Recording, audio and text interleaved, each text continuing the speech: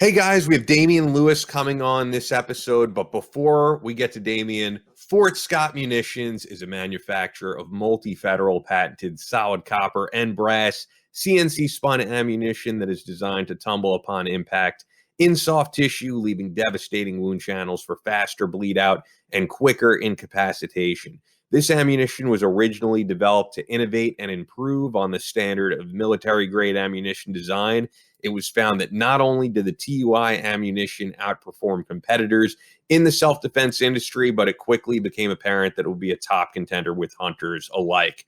With the ammunition being CNC spun, the tolerances are some of the tightest on the market, ensuring that you receive the same results with each pull of the trigger. Before I give out the website, we are converting some new people. I mean, we had Jason Piccolo on the last episode, Border Patrol agent, Army combat veteran, and I saw yesterday he just ordered for the first time from Fort Scott. He's like, hearing about him on the podcast, I got to start shooting with him, and he's a big gun guy. He is convinced there's going to be a SHOT Show next year because he talked to the organizer. I'm a little bit weary if it's going to happen, but I'm just glad to see that we're convincing people to get on board with Fort Scott. Do a good. I'd arranged.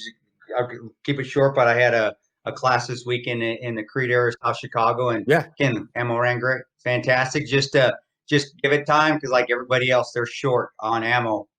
They're trying to keep up with their orders, but that says a lot for them because if people ordering their stuff, it's the best ammo. I honestly believe it's the best ammo in the country by far, and the family's tremendous, and the work group's tremendous. A lot of integrity there, so. Give them a look at it. And they have a promotion right now with a couple of Tano's toolboxes, the guns. They're running promotions. Yes, I saw. Yeah. I was actually on FortScottMunitions.com last night because I was looking. They have awesome hats. I was checking out the hats, which I might order one. But I saw right at the top of the site, big promotion with Tonto's Toolbox giveaway, right? Two of them, and you know, they of course they can do whatever they want with them, but they stand behind me. They make the Battleline shirts as well. If people don't know, Fort Scott makes our Battleline. Not the podcast shirts. They're made by American Trigger Pullers, but Battleline Cat. Yeah, the one that you're wearing, even though people don't see it. We're both rocking the red for Remember Everyone Deployed. But they make this. So they're in all sorts of different areas within the tactical world, but their ammo is where they started from, and give it a try. And they have plenty of 5.56. When I say plenty, they have stuff that they can send out to you 5.56 right now, which is pretty much the most common load on the rifle carbine side, and then 9mm. You can get your 9mm. Just, you have to wait a few weeks, but it'll get to you and you'll be happy with it. I love those guys. I stand behind them. Great people. And you were saying how they're running low on everything. But one thing I can say, because I've been looking at other ammo sites and just seeing what other people are doing, they're not price gouging or anything like that. You're getting stuff at the same price plus a discount if you go with us. So if you're stocking up on ammo, this is really the only site you need.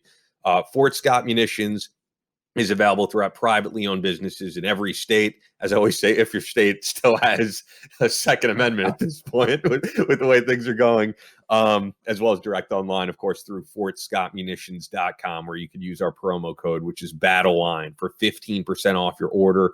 Only available to listeners of the Battleline podcast. Fort Scott Munitions is a proud supporter of Tonto, of course, Battleline Tactical, and this podcast. Let's get right into everything.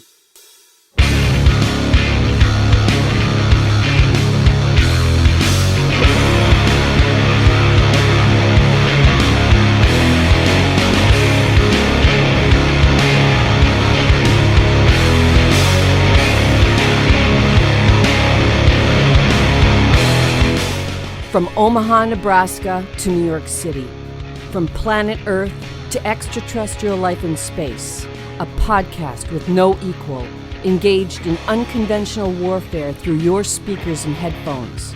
This is a show about embracing the suck, conquering your demons, and finding God in the face of adversity. Chris Tonto Peranto. Twitch is on. Motherfucker, I'm going to shoot you in the face. Ian Scotto. Ian and I have been dating for a long time. You are now tuned into the Battleline Podcast.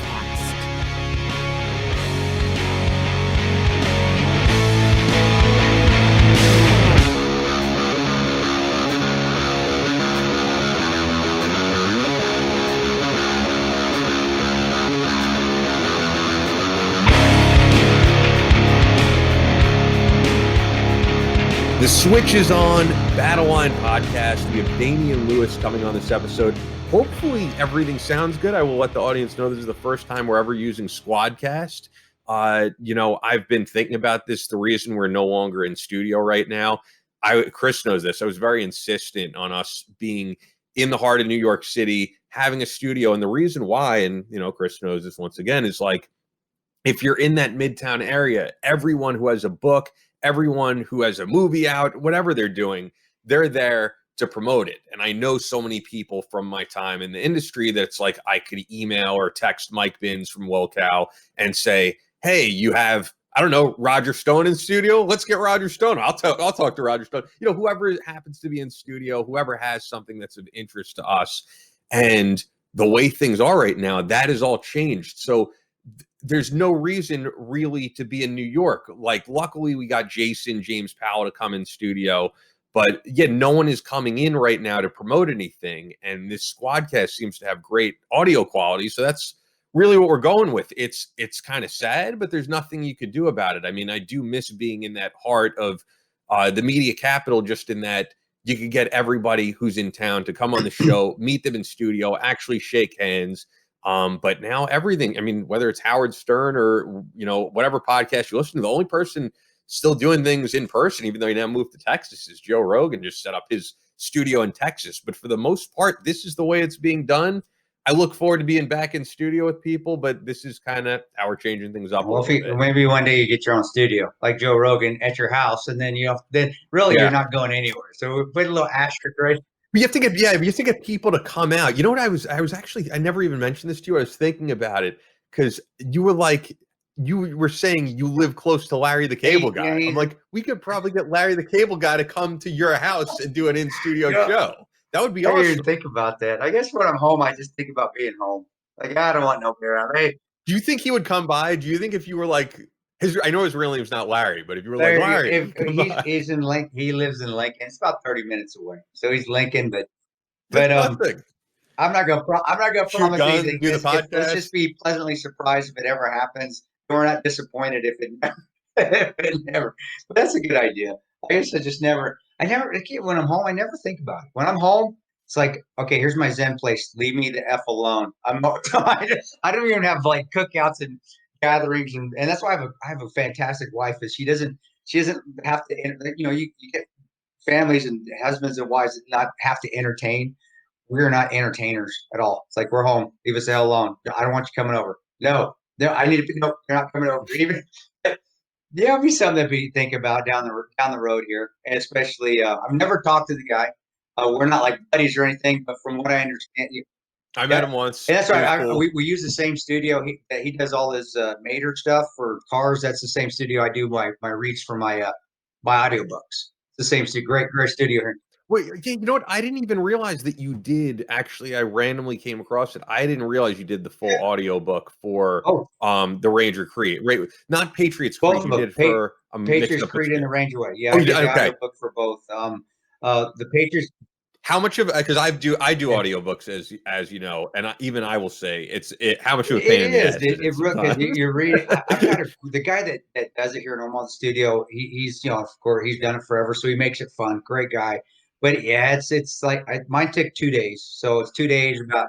It's so hard getting it perfect. It takes me way more than 2 days. I'm working on Jim West's audiobook, and I do like a chapter. You know what though, because it's mine though, and I know how the tone I had when I was writing it. I think it's a little easier because I know what tone when I read it. I know what tone I was thinking in my head when I was writing it, so I get that same tone. And also you know this is just as good as I do. When you have to get used that when you make a mistake, you can just go back and read it again.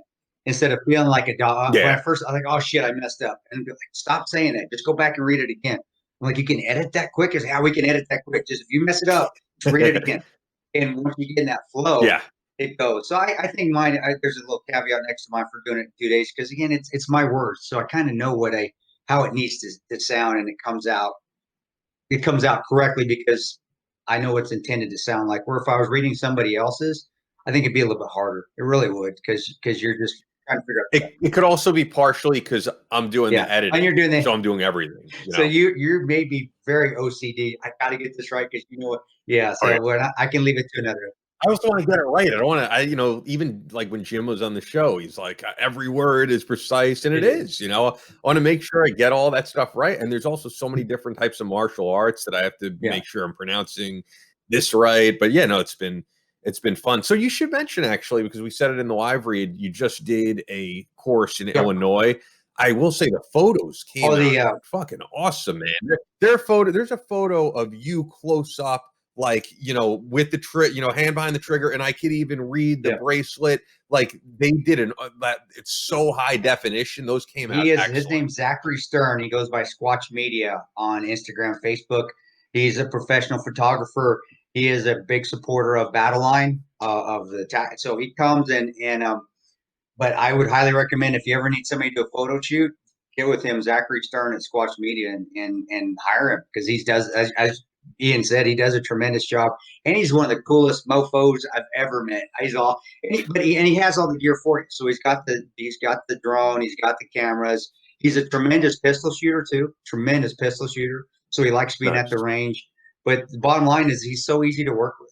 I mean, he's there. Half time I don't even know he's there. He's taking a shot. Like, where the hell were you when I was taking? Because he's just doing his job. And check him out, Squatch Media, and he does, anytime he can come to a Battleline course and take pictures, he asks, like, stop asking, you just show up.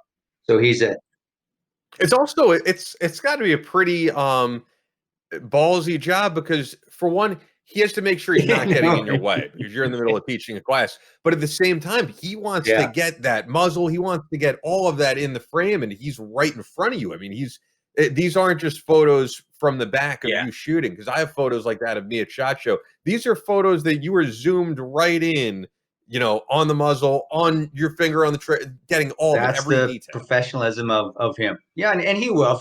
He will ask if there's a shot I'm going to do, and he's going to get pretty close to the muzzle. He'll say, "Can I get right there?" And I'll say, "Yeah, of course." And then I said, "Just watch it. If I start moving, it's on you. You got to start moving and getting out of the way."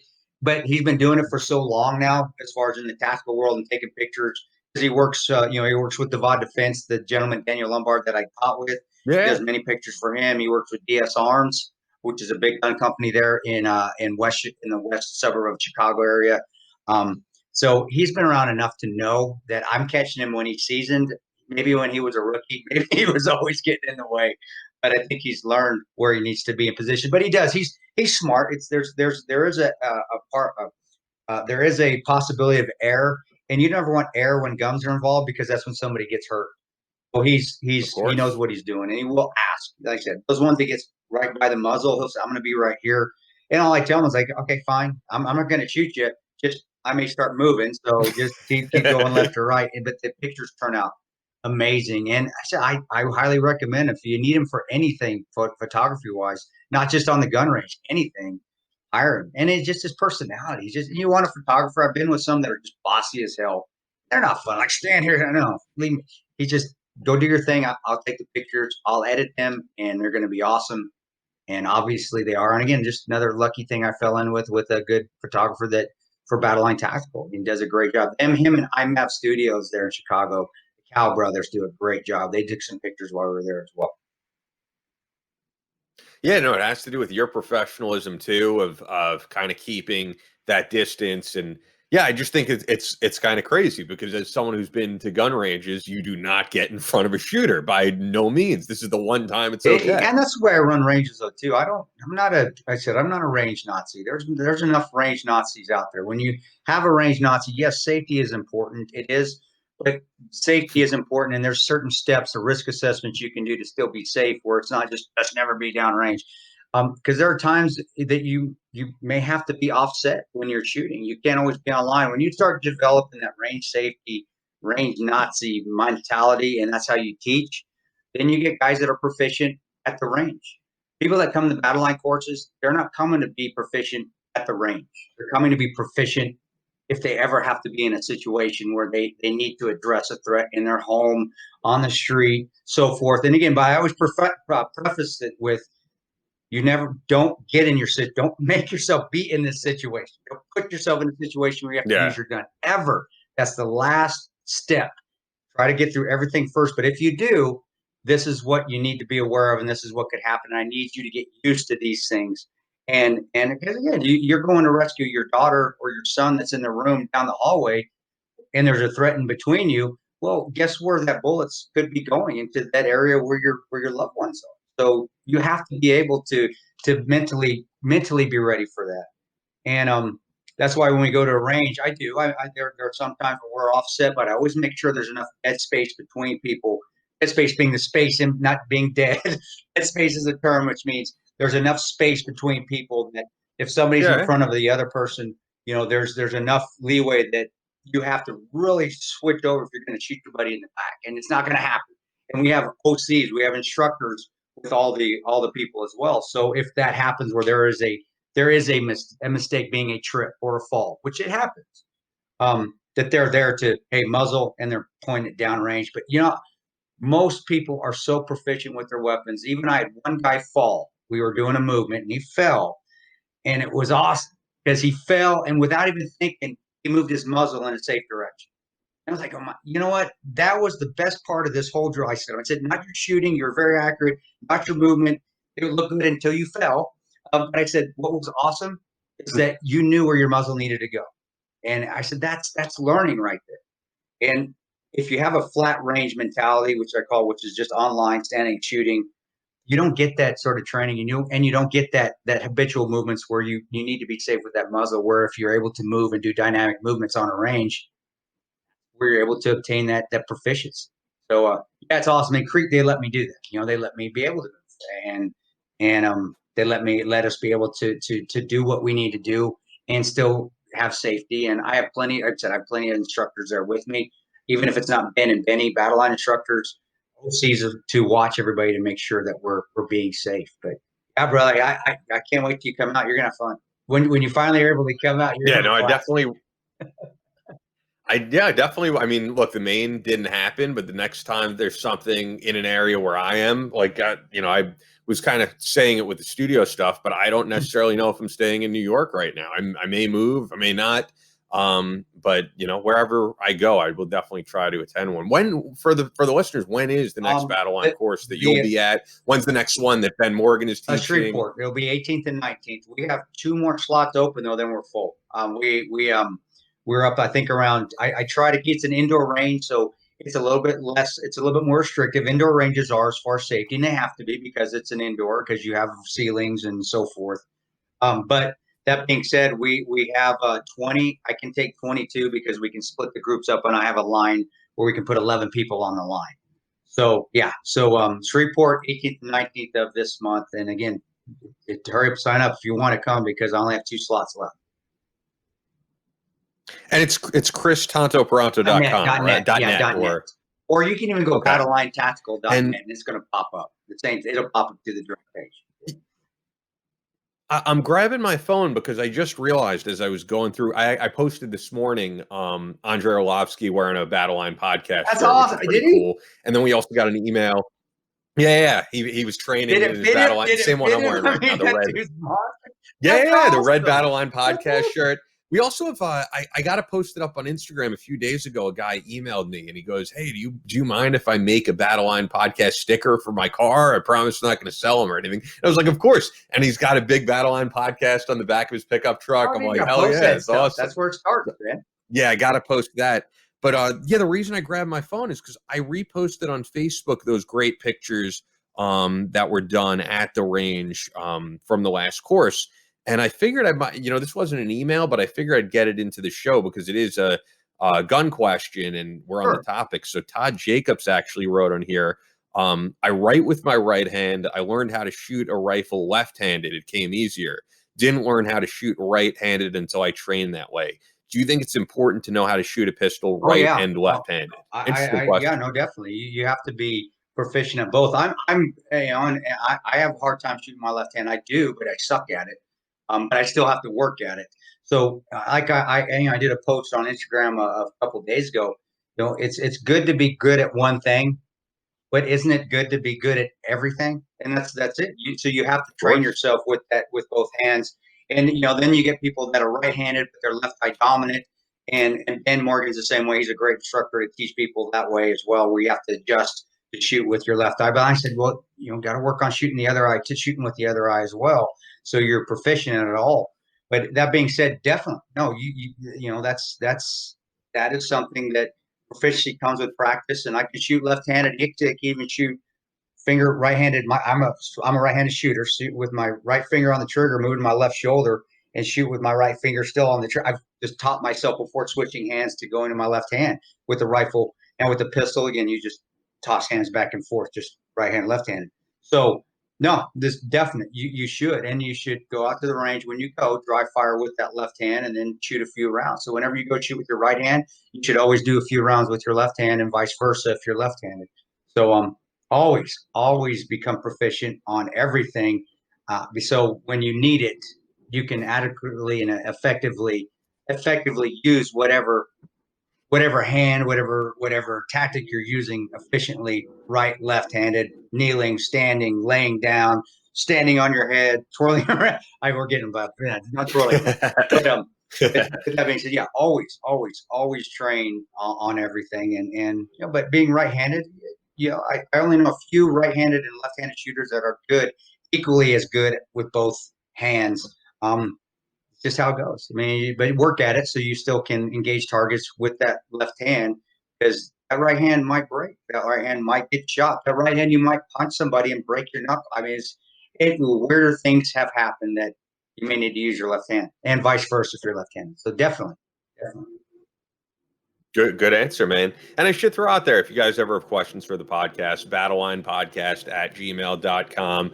I want to make sure we give Damien enough time. So before we get to Damien, as always, Fort Scott Munitions is a manufacturer of multi-federal patented solid copper and brass CNC spun ammunition that is designed to tumble upon impact in soft tissue, leaving devastating wound channels for faster bleed out and quicker incapacitation.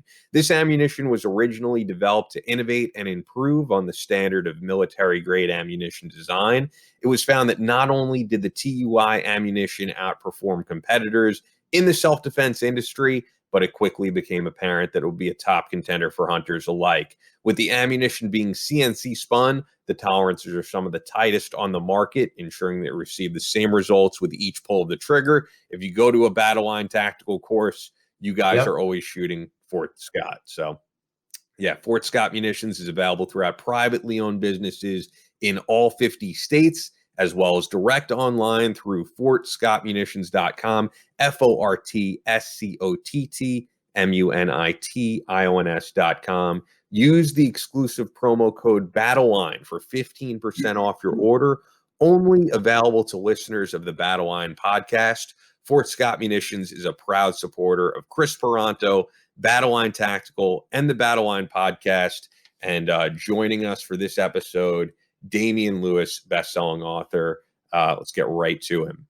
So joining us for the first time on Battleline Podcast, Damien Lewis. And I should throw out there, we've had international guests technically because we've had Debbie Rashan in Canada, but you are the first overseas guy we've had from the UK. And to give some background, best-selling author, award-winning historian, and war reporter with 2 decades of experience reporting from war zones. The latest book right here, we don't have video for you guys, but I'm putting it up for us, is Churchill's Hellraisers, The Secret Mission to Storm a Forbidden Nazi Fortress, out now on Kensington Publishing. The book really dives into the British SAS and kind of the early special operations of World War II. And first thing actually I wanted to ask is, just looking at the entire series of books that you've written over the years, which is dozens and dozens of books, you have so many about early special operations, World War II, the Nazis, fighting the Nazis. Where did the fascination start and you getting to the history of all this?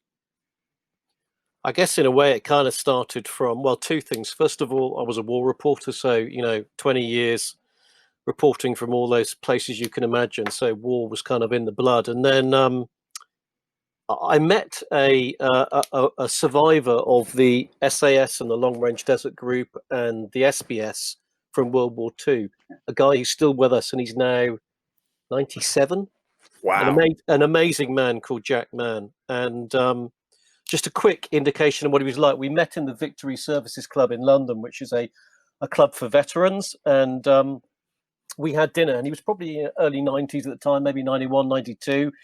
And as we got up to leave, he had to walk down a kind of alleyway between two rows of tables where people were eating. And a guy came the other way who was probably in his 50s and blocked Jack's way. And Jack squared his shoulders, and he had his SAS and Long Range Desert Group badge on his blazer and his tie on, his SAS tie. And he just said to the guy, "I'm bigger than you are." And this guy, who was 50, 60, 40 years younger than him at least, stepped out the way. And I thought, they don't make them like that anymore. So yeah, that's kind of part of the reason why I thought these guys need to be written about whilst there are still a few alive. So you did a lot of the stuff, and I didn't know this, Damien. Did you do a lot of the books about the SAS after doing the war reporting, or was it in between? I thought it was the other way around, to be honest with you. No. So I was a war reporter when I was a lot younger. So I'm not as old as Jack Mann, but I'm pushing it. And I was 20, 21 when I first went out to crazy parts of the world. It's war reporting is a young man's game. You guys know that. It's something you do when you don't have kids, you don't have a mortgage, you don't have a family, you don't have a wife, certainly, and you're not too afraid of getting shot at. And I've got all those things have changed my life. I'm terrified of being shot at. I've got a wife and kids and a mortgage. So yeah. So I stopped the war reporting, and I now write books about war instead. You can tie in your own experiences. It brings some realism to it. Really does. Do you know that? You're absolutely right. The point about it is, because I also write about modern day general elite forces operations. And I tell you one thing, right? When I sit down with former Navy SEALs or SAS guys, whoever they might be, although I've never been, I was always using a camera in a war zone. They were using weapons. But we've got exactly the same access point, exactly the same experience. When I've got these guys in my office and I'll be frank with you, often they're crying their eyes out because they've got post-traumatic stress. I get it. They're talking about stuff they've probably never spoken to anyone else about before, and I can relate, and I know exactly how they feel. So I think if you're going to write about the horrors of war, the incredible courage of war, the bravery, the suffering, and all those things, you've really got to have experienced it to do it to the best you can. You got to give it justice. You definitely do. Yeah, absolutely. And the gentleman from the past wars, I mean, that's what made me want to join, was reading about old Rangers. Actually, the last Darby Ranger, and I may write his book next year. He passed away a few days ago. He was the last guy with Colonel Darby. Really? And I know you being with the SAS guys, that's who made the Rangers during World War II. That's who. Absolutely. So so the commandos and the SAS trained those guys up in Scotland. Yeah. So, and that's when they were throwing real grenades and they're doing real. Yeah. Believe me, the old Darby, and his name was Les, and I met him last year. A great guy, and he was. I couldn't believe he was more happy to meet me. I'm like, are you kidding me? You're a legend. You started the Ranger Battalion with Colonel Darby. But to listen to his stories about how they were trained to become Rangers by the SAS guys, and how the fisticuffs took place after the training as well. I said, "Oh yeah, we get," but then we'd hug on each other.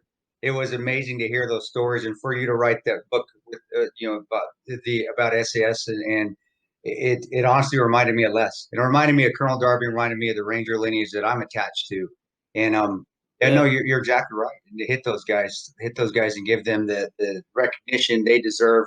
It's admirable, and it's admirable that you have that insight too, as far as doing the war. Yeah, because there's less and less of them around. Oh yeah, yesterday I put a post out on Facebook because a guy I was supposed to interview, who's a parachute regiment, an SAS World War II veteran, who did the memorial jump into Normandy. Oh wow! Tandem jump. Yeah. Literally about a year ago. He passed away sadly 2 days ago, and I was supposed to go and interview him, just to capture his story, if there were, if not to write a book. And because of lockdown, I couldn't go. and now he's passed away. That's a classic example of how just those few months mean that man has, passed, and his stories, have gone with him. And this is happening every week that we live now. Yeah, I never lose sight of that. I mean, with my history, I've gotten the chance to interview several Pearl Harbor survivors. I've met probably somewhere between half a dozen to a dozen Holocaust survivors, and I never lose sight of the fact that, like, we're the last people who gets to meet these guys. A child today, unless in the next couple of years they get a chance to meet someone who experienced World War II, this is it. We got to have those stories live on, whether through podcasts, through books, because the next generation needs to hear about it. Yeah, they do. And the amazing thing about World War II that always strikes me, people often ask me, why write so much about World War II? Well, I tell you why.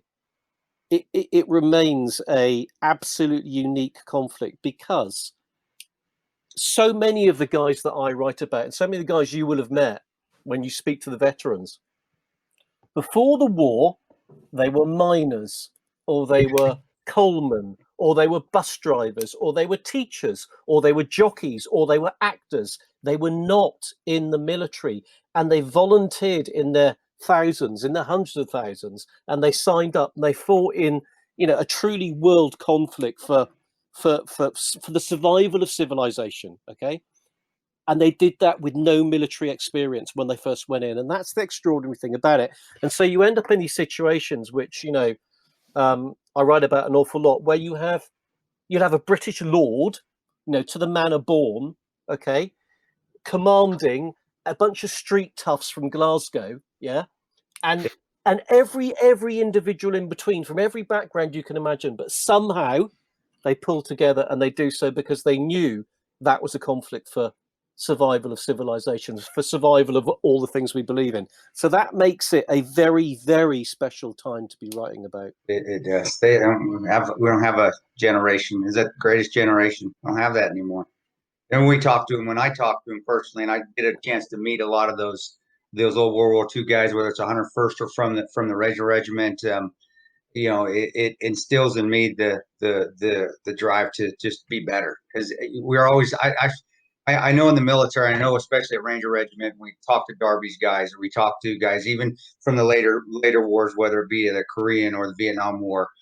It's amazing to us that how well they did their job with the minimal resources they had, and they just pressed on. It's like, oh my gosh, we got all this cool gear, and they did it with all this gear that we have. And that's one time when I was on a rooftop and I didn't know guys were coming. I just thought about those guys. I'm like, oh my gosh, these guys did it. I got to go another hour. These guys have been, they sat in foxholes for a week.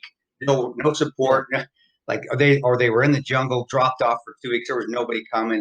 It's like, I can suck it up and go a little bit longer.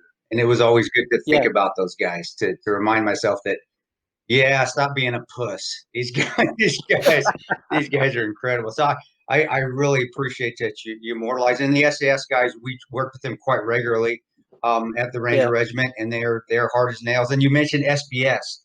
Most people in America don't know what SBS is. So I'll let you roll with that one. Tell everybody. They think there's just SAS. They don't know there's an SBS. Yeah. And I worked with a guy named Mo from SBS, and he would actually train me when I was at the agency. So could you go on what SBS is for our young guys out there that follow the military? We got a lot. Yeah. So during the Second World War, when the SAS was founded, they realized reasonably quickly, like you were saying, they were making it all up as they went along. These were the guys who founded the whole concept of special forces. And as you know, when Delta was founded in the States, and I know one of the guys who actually came over to the UK to be put through the SAS selection course to model, American Special Forces selection on. I know one of those guys. He's a good friend of mine. He's talked to me about it. And so when they were making up, they were shaping the Special Forces concept in the North African deserts in 1942, fighting Rommel's forces. They realized fairly quickly they needed a seaborne force as well. And for that, you needed very different disciplines and possibly different kind of individuals as well. And so as a spin-off from the Special Air Service, they founded the Special Boat Service, which is abbreviated to SBS.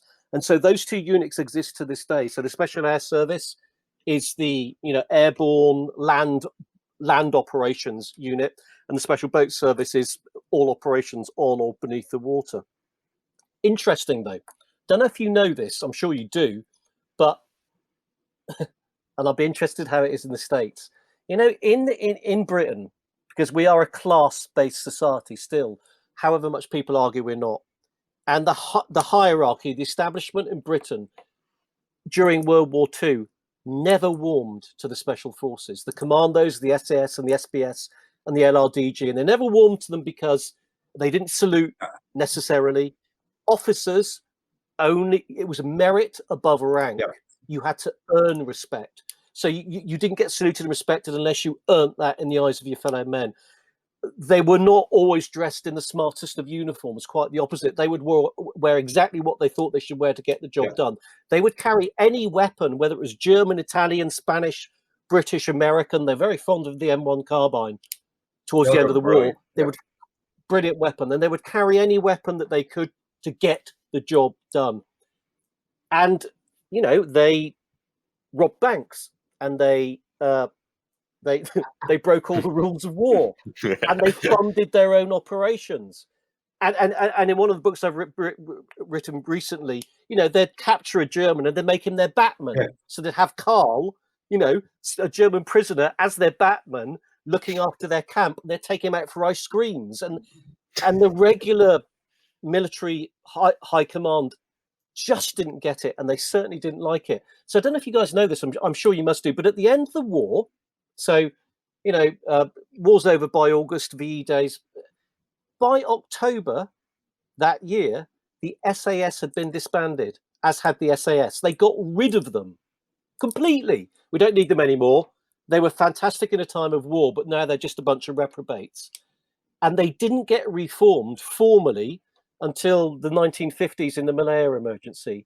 So for, you could argue almost 10 years, we had no special forces. And if they hadn't been reformed, of course, there would have been no model upon which US special forces would have been founded also. And that kind of like that 10-year part of British special forces history is very, very little known about. I guess it's something that people don't shout about because, it was not our finest hour. What a reward for these people who had given everything and seen so many of their friends and comrades die in the most horrific ways, and done, some of them had done 4 or 5 years of back-to-back behind the lines operations. Imagine that, 4 or 5 years. Sometimes they were doing, 2 or 3 operations a week. Imagine that over 4 or 5 years. And the reward they get at the end of it is they have their beloved, unit that they found and disbanded.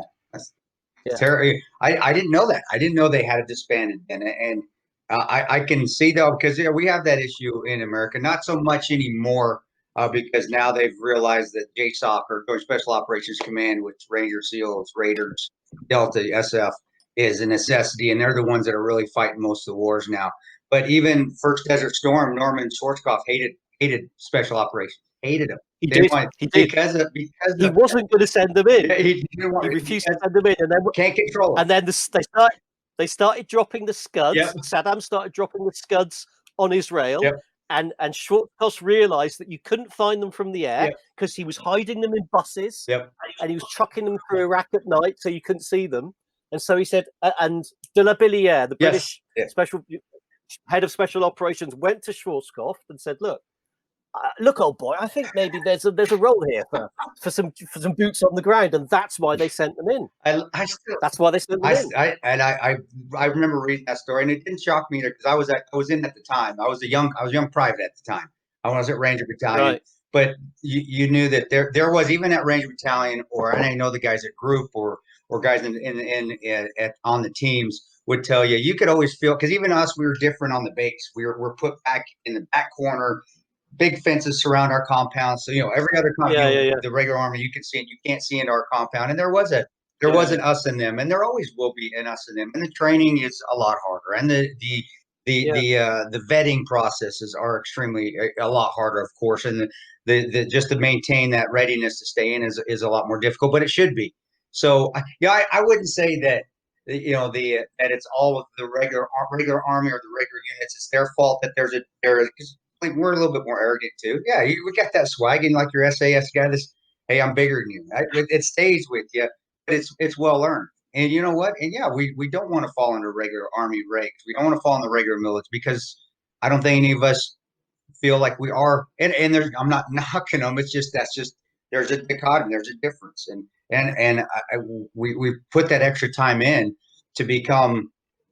To become a little bit more efficient, let's just say it nicely, that, yeah, we're going to say, you know what, yeah, we've done a little bit more, we've stayed in a little bit longer, or we've done a little bit harder stuff. So I think we're going to be treated a little differently, and we're going to have that little bit of arrogance because when it's time to go in, we're going in first. And we may not have it. And nothing's going to stop you. Exactly. You're right. We're not going to lose. It's not going to happen. There's people who join the military for all types of reasons, which we've talked about here. And you've even seen some stuff go viral of people being like, why did you join the military? Oh, I hate this. I'm just here to go to college. And you do see a lot of that.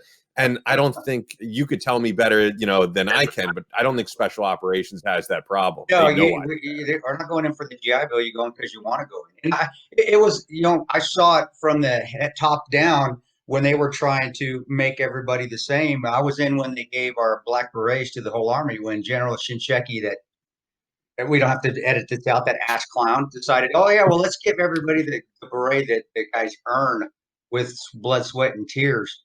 And that was when they were trying to, believe me, I really believe they were trying to make it, and you can't do that in the military. They're trying to make, hey, we're all the same across the board. Everybody's equal. I'm like, no, that's not how it works. And it saw that real quick that it didn't work that way. So, of course, changed the berets to tan.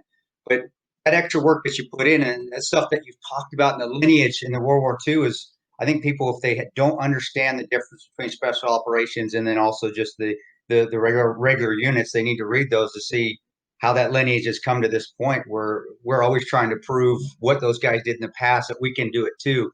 But I ain't gonna lie, don't even tell me. Being out in Bastogne, are you kidding me? Or somewhere like that with no winter clothes on, or climbing the cliffs in Normandy. Could I have done that? I don't know. I know. I think I'm a pretty tough guy. I'm getting older, but that's a different kind of toughness, man. That's and it just admires it. I'm a big admirer of those units because I'm with the lineage, and I can say, yeah, I'm part of that lineage, but I still admire those guys that you write about. Like, oh my gosh, how the hell did? Yeah, I don't know if I could have done that, man.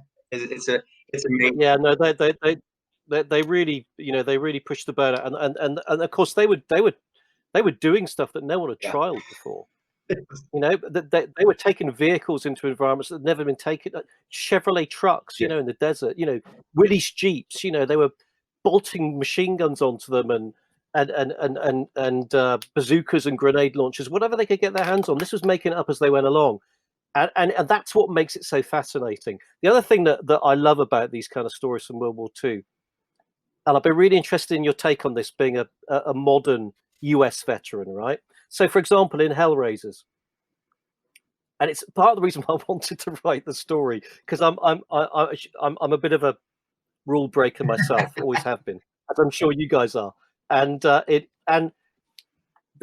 guys in command of the mission. So the mission is to go in and take out a German army headquarters in Italy to try and stop bring the war to a close in Italy in 44, 45. And the guy goes in. This is the point. He's an SAS major called Roy Farron, already the winner of the Military Cross 2 times over. So once for an incredible last stand on Greece, where he gets terribly injured, but he's taken captive. He's held in Greece by the enemy. He escapes on one leg. His other leg is basically, he's on crutches. He escapes, gets back to Allied lines. The most incredible escape story you can ever imagine. He gets his 2nd Military Cross. And so by now, he's been fighting for 4 years. And he's one of the SAS's senior commanders, very experienced, Major Roy Farron. And when his men are going to parachute behind the lines in Italy to take out this German army headquarters, which in itself is an extraordinary thing to do, because these are not a classic SAS mission. This is a massive static target with 1,000 German troops defending it. So 40 of his men are going in, and of course he wants to go in and lead them.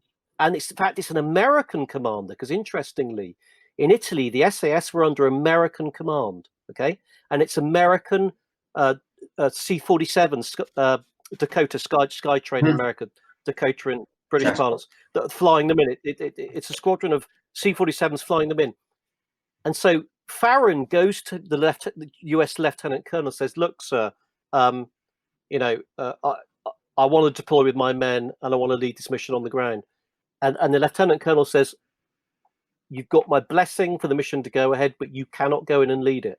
And Farron says, "Why?" He says, "Because you are too experienced for us to lose. We've lost so many senior SAS commanders in the war. We need you back here." Farron says, "Okay, sir, I understand. But would you give me permission to fly in with my men to see them off?" And he bought it. The commander bought that shit. He bought it. And the American commander goes, "Yeah, sure, of course you can." So he gets on the plane, he flies in, and he says to the C-47 crew, who are American, he says, "When you get back, you tell everyone I fell out. I was helping dispatch my men, and I fell from the aircraft." And he is the first, Major Roy Farron is the first to jump. And of course, he jumps out with his parachute and all his regalia, and he gets on the ground and he leads the mission. But the point is, and of course, he faces a court-martial of course, as a result. But the point is, when you read his accounts as to why he had to do that, and when I'm very good friends with his son, who's David, who's in Canada. When you talk to the family, he had to do it because he had to stand tall in the view of his men. And if he hadn't jumped, if he'd just seen them off, would they have thought he'd got windy? Would they have thought it was cowardice? How would he have been the leader of that of that unit that so believed in him? Do you get my drift? Yeah. And it's that's the reason why he had to go. It wasn't because the mission couldn't happen without him. It wasn't because he didn't have other capable commanders. It was because of the camaraderie and the brotherhood. That's why he had to go. It's the morale. I mean, if he doesn't go, then there could be. I'm not saying there would be, but you never know. But there's the chance of a dip in morale. And if you have a dip in morale right when the mission starts, you've set yourself up for failure right off the bat because your confidence is gone. Like, why is my commander not coming with me? But when you're leading them out the front, it's just like if you think of sports games when that iconic head football coach leads his team onto the field, that pumps them up. Well, it's the same thing. It's the same thing, just on a grander scale because it's not winning or losing; it's life or death. But that's when you need your commander. I had a great commander that said, I won't ever ask you to do anything I wouldn't do myself. And I know there's been football coaches that have said that. I know it's been played. His name was General McChrystal. So it was Stanley McChrystal when I was a private at Range Battalion. And like, well, shit, yeah, okay. And that, what does that do? That motivation. Okay, let's go get it on, because he knows that. Well, he knows he's going to lead, but as a group, we're like, well, he's got our backs. He's got our backs. Let's go get this done. We're in good hands. And then that's one less thing you have to worry about. So it's brilliant. And to be court-martialed, sure. Because that's just, you don't look at it that way. And it's the same way when, and use our example, it's the same way when we left our compound, when we were being told, don't go help them. Bullshit. And you're looking at our leader, which was Tyrone at that time. Roan was, there was no doubt in his mind. He's leading it. He's like, we're going. Who wants to go? You don't have to, but I'm going. Are you going? Oh, hell yeah, we're going. And it just gets you. It gets you all ready to go. That I can even feel the adrenaline right now. Just remember seeing his face going, hey, man, you don't have to go, but I'm going. Are you going with me? Excuse my language, but fuck yeah, I'm going. And then he leads the car out. He leads his car out the gate, and I'm following right. So yeah, it's tremendous to have a leader like that. And they still have leaders like that in the SOCOM community. I know they do. They still have great leaders on the ground. It's just become now, and I know SAS can tell the same thing. They've got it structured now that if you make a certain rank, you're out of that on the ground leadership, and now you're getting up in the headquarters. So they're never going to put you on that plane to begin with to see your team off. I know where you're at. You're standing right next to me, watching all these on the cameras. But that being said, those guys that do that, they've earned the right to be in the JOC, in the Joint Operation Command Center, to be watching everything. They've made that rank. And the ones that don't want to make that rank, they make sure they don't by doing something to not make that rank. Yeah, so, sure. But you're exactly right, and that's the bravado that we saw, and the ones that I read about that made me want to be where I was, what I want to be at range battalion. Were those kind of guys that were those kind of guys that would get in a little bit of trouble, but they did it on the good of their troops to take care of their troops. That's amazing. I know that's an amazing story. And like I said, I got chills a little bit because it reminded me of a few things I went through. It's awesome to hear that. And that's all. My question I got you with you here is, when you were younger, and I know we're shifting gears a bit, were you doing a lot of the stuff in the Balkans when you were doing your war reporting? Were you in Ireland doing like IRA stuff? And when stuff you're doing, I want to know, what was your most sphincter clenching moment as a war reporter? And if you got several, give me several, because I know I want to hear about that, because I worked in Iraq and had some reporters around us every once in a while, and I know sometimes they were right in the mix too. So yeah, I wanted to be asking you that since we got you on the show. I want to know what were you at Sphincter 10 where you went to put a lump of coal up your butt and it would have become out of diamond at the end? What was it? Okay, well, several answers. First of all, I never reported from Northern Ireland during the Troubles. I just never wanted to go. Sure. I mean, okay, the Balkans were a really ugly, dirty war, but Northern Ireland was close to home. So, I mean, I did report for the Balkans. I was in Kosovo and various other places, but that's something that I'm sure you'll relate to. I'm sure you'll understand what I'm saying, because most people don't, but you guys will. Tell me if this hits home, right? Sure. When you are shot at and you don't get killed is when you feel most alive. There is no greater feeling of being alive ever. Maybe when your first child is born, or that's that. But when you're shot at, and when you think you're going to die and you don't, is when you feel most alive. And at that moment, your mortgage, the argument with the wife, the breaking up with the girlfriend, failure to get the degree you wanted, every other thing in life, smashing up your car before you left home.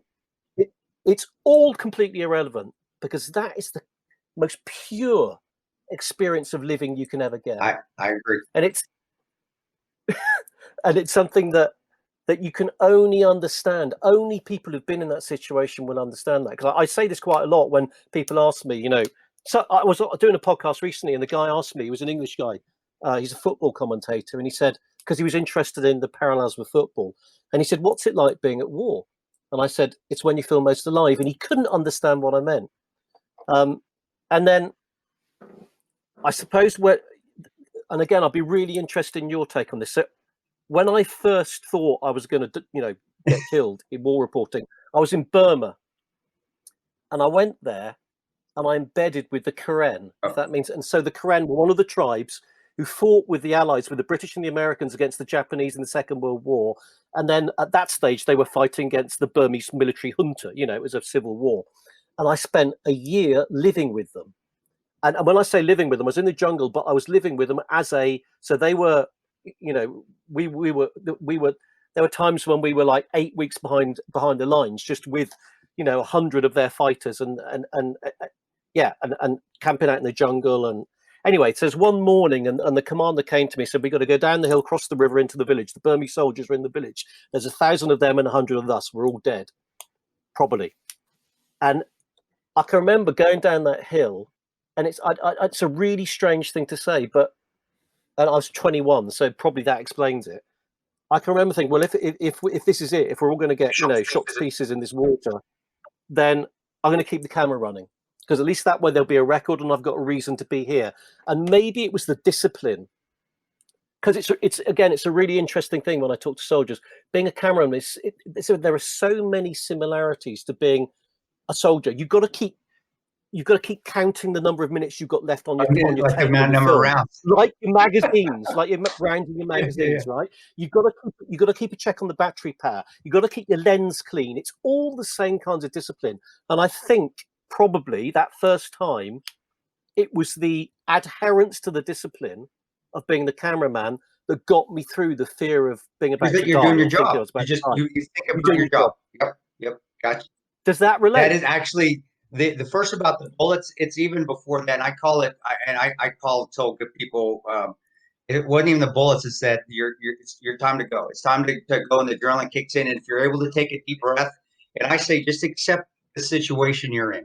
You're here. What am I going to do about it? And the world doesn't close. It actually, I call like a horse with the race horses with the blinders on. You take the blinders off, and now you can see everything. And everything is so big. Man, that's why we have a problem when we come back, because everything's so vivid, and you can only get that vividness when you're in combat. You can only get it there. That's the only. And if you're able to handle the situation. And my thing is, when I say handle, it's not that you're going in, oh, I'm going to kick everybody's ass. It's just you do your job. There wasn't anger. Yeah. There wasn't happiness. There was nothing. It was, and you're not a robot either. It's time to do your job. Let's go. And you start moving out. Yeah. You start moving into position, and then the bullets start snapping by you. They don't, except people think they whiz. No, they crack because they're breaking the sound barrier. When they go by your head, it's not. I smile. I just like, God, that's awesome, because I'm enjoying the moment. You're enjoying it. Like, and I can shoot back. So I'm like, all right. And it's not a bravado. It's like, all right, you want to shoot at me? All right. You want to play games? Let's go play games. And it's not an anger thing, because they can hit me too. It's just you've trained for the moment, or you've been in the moments before, because sometimes by that time, by the time in Ghazi, I've been doing this stuff for 10 years. So the team was very senior at the time too. But you're exactly right. The vividness. That's why I do talk about the movie a little bit. 13 Hours is with Michael Bay. He got the right, because every war movie that you really see is always dirty and grimy, and the colors are a little dull. If you watch 13, we even told him, like, it's not like that. The colors are the most vivid you'll ever see in your life. Yeah. The sounds are the most vivid sounds you'll ever hear in your life.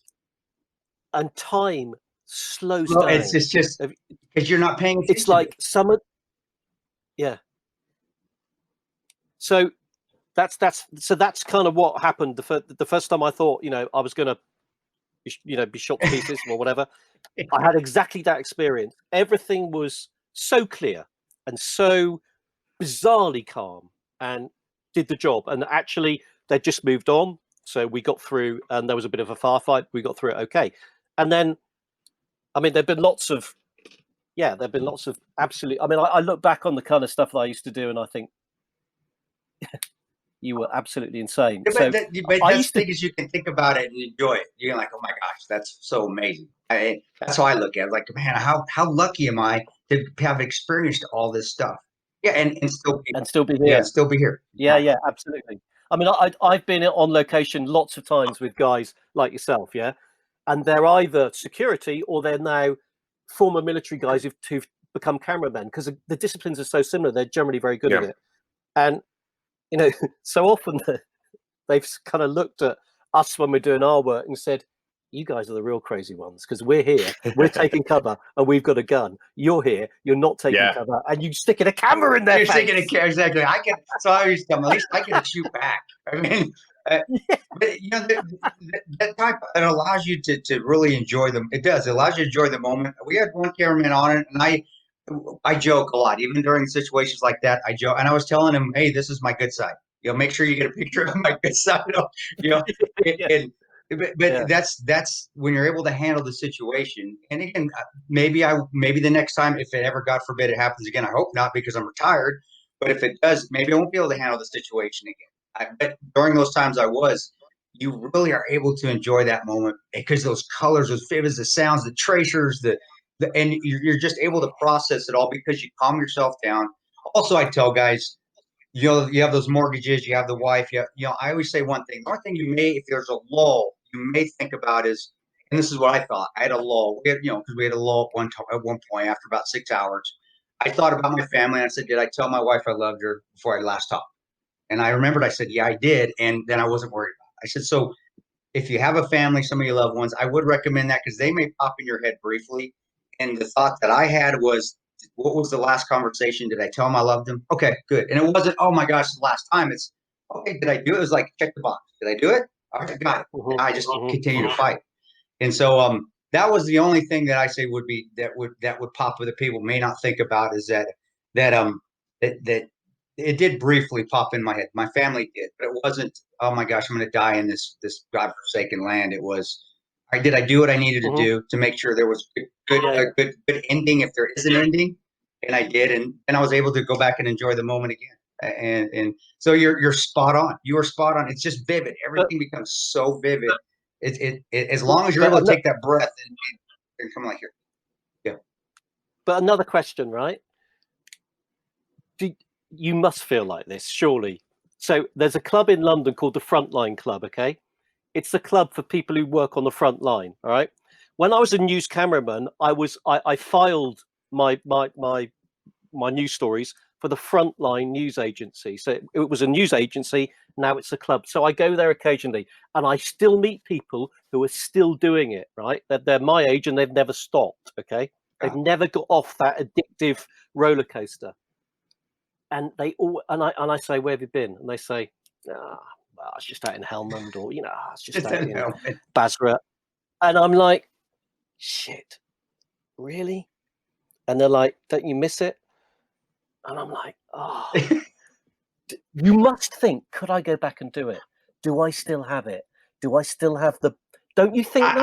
You know what? I still teach firearms, and I still stay in pretty good shape. So and people can hit me up and dog me out for, well, listen to this. Do I still think I could do the job? Yeah, I know I could. I can still go run 5 miles easy. And I'm not a 5.5 minute 5 mile runner anymore, but I can at least still do the airborne shuffle and do it in 8. You get it done, 8-minute mile. But also, I'm able to push that. It's like you every day, and I tell guys, you're gonna have to push that aside. You have to. What is your job now? Are you going to close that chapter? And I missed so much time. I have a 15-year-old and a 12-year-old. I was in Iraq and Afghanistan most of my 15 and my 12-year-old's life. Yeah. And now I have a 5-year-old that I'm able to experience what I missed. So I'm able to, and I have to. You have to still remember those chapters, but you have to close that book and start writing another one. And that's what keeps me home. And that's why. So I said, will I ever go? No, only if the government came and said, hey, we need you, man. Like the movies. Hey, we need you. Okay, I'm going. Yeah, it's like this sounds like a Stallone movie right there. That's not going to happen. So it's just like. Is that your cell phone? What? It's like, do we need you? We need you, Tom, on the platform. No, it's not going to happen that way.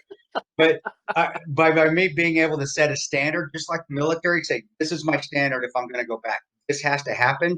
I'm able to not let it eat me up. When guys let them eat them, that's when they. And so you have to. That's what I told you. You have to set a different goal. What's your different state right now? This is the goal. Close that chapter, and also, I don't feel like I have anything to prove to anybody.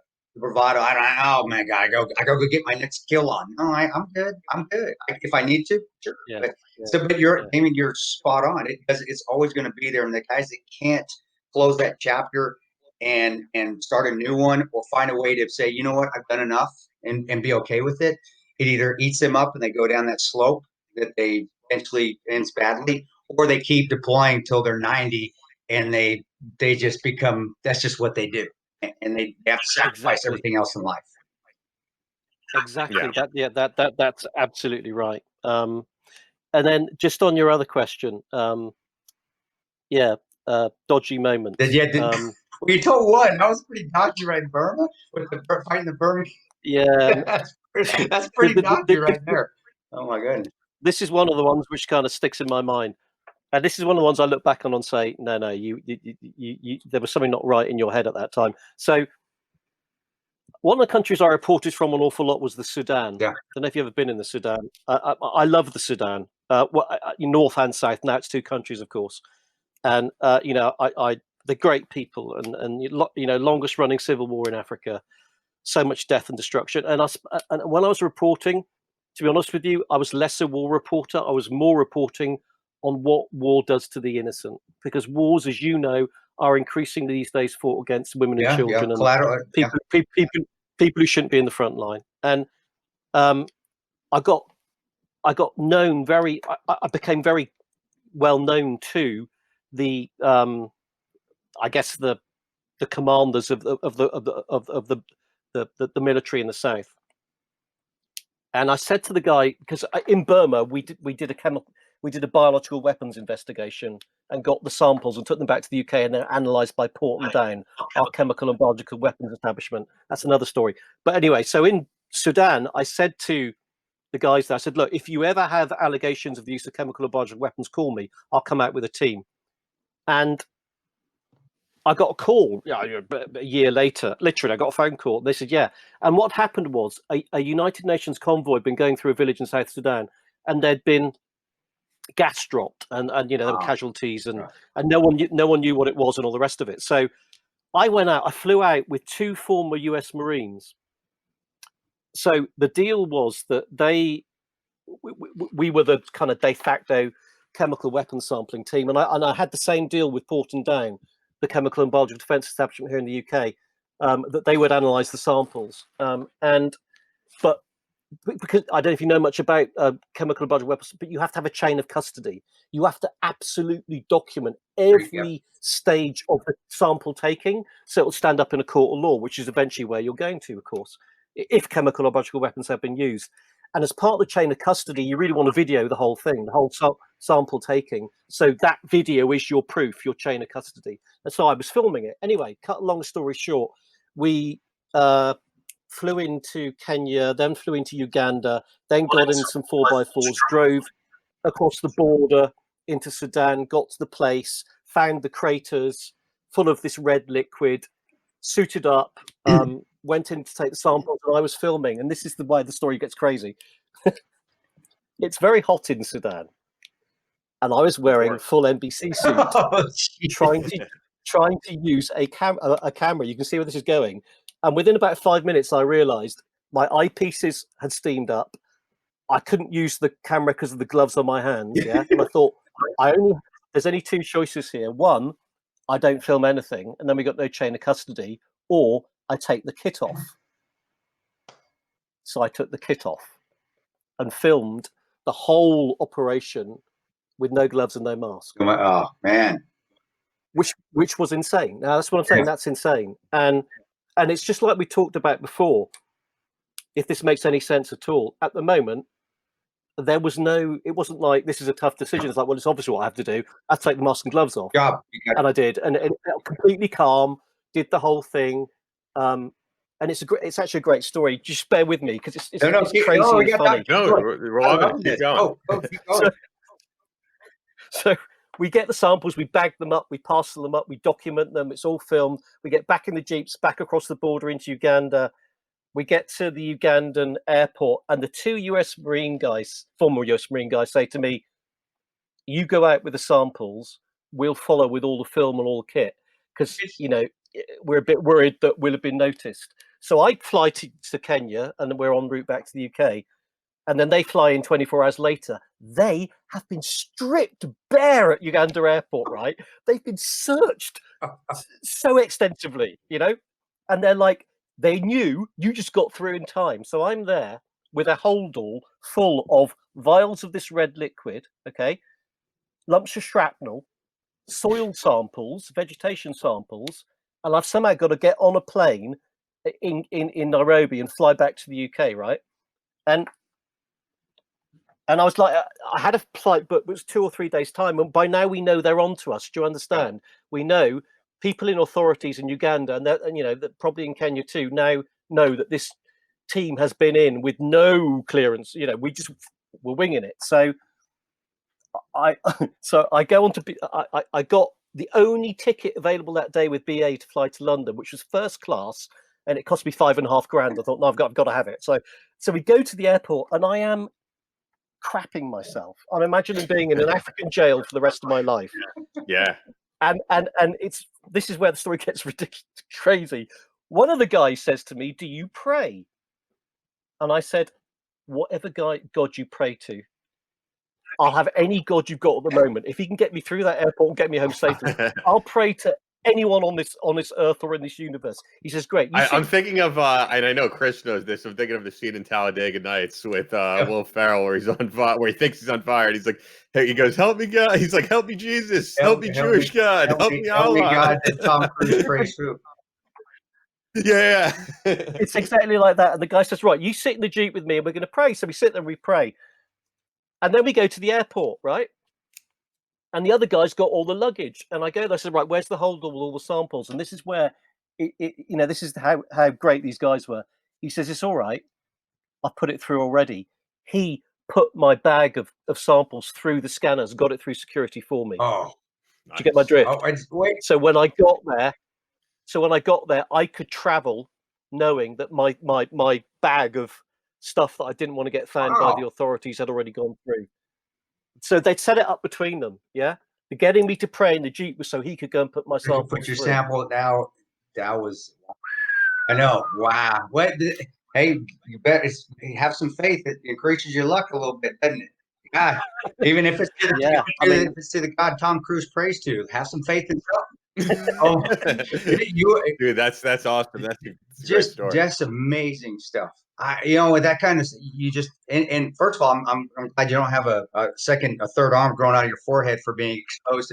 Actually, tell me about it. Because I want some closure on this. What was the red stuff? Did they ever tell you what it was? Did they ever tell you what kind of? Yeah, they did. I can't. You can't say okay. It's classified. No, it's not. We put the story out there, and actually we put the story out. We broadcast the story, and and Port and Down released their evidence. We broadcast the story. I just can't remember the name of it. It wasn't a common one. It wasn't mustard. It could have been a derogation, degradation product from mustard. I can't remember. But got you. It was fascinating. Hey, I want to make sure that we hit on the book, of course, because, as we were talking about your SAS history, and people could just look up your name on Amazon or even go to your website. You have so many books on the SAS, on World War II, but definitely let the audience know a little bit about Churchill's Hellraisers, the secret mission to storm a forbidden Nazi fortress, and, Churchill putting this group together. The audience might want to know, because the book is out right now, just came out, a week or two ago? I think a lot of people are going to be excited to pick it up. Yeah.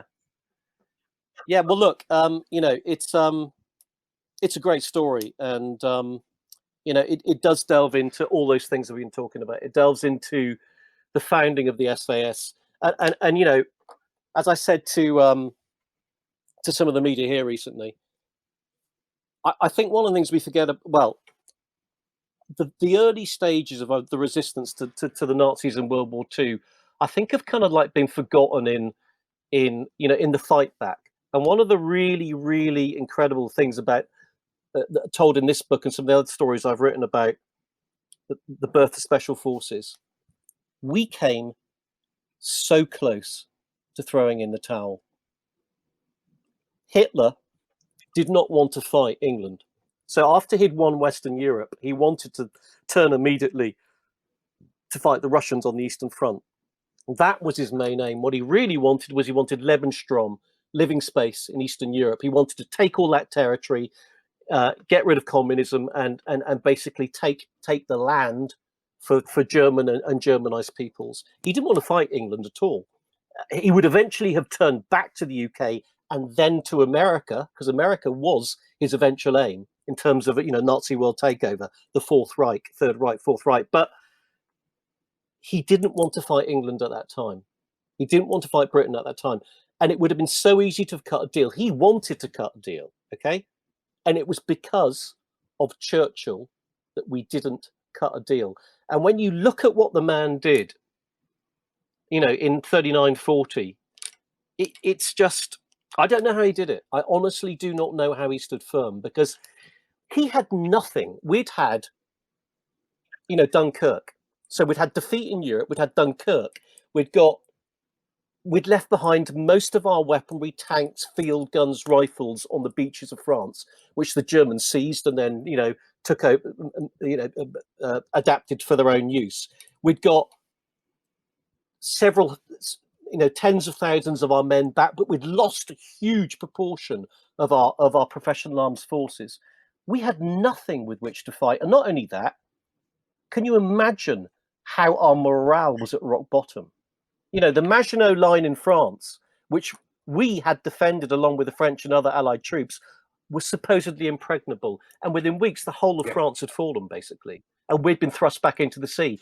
And, there was a very, very significant proportion of the British hierarchy, political and military, political mainly, who wanted to cut a peace deal.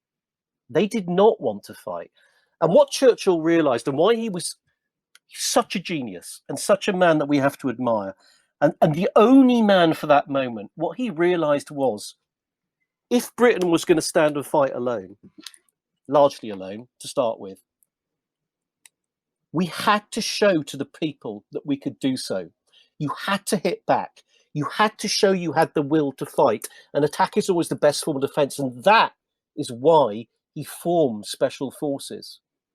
That's the whole reason. He didn't think special forces are going to win us the war, because they weren't. Okay, it was conventional military operations that won the war largely. He didn't think they were essential to defeating Hitler.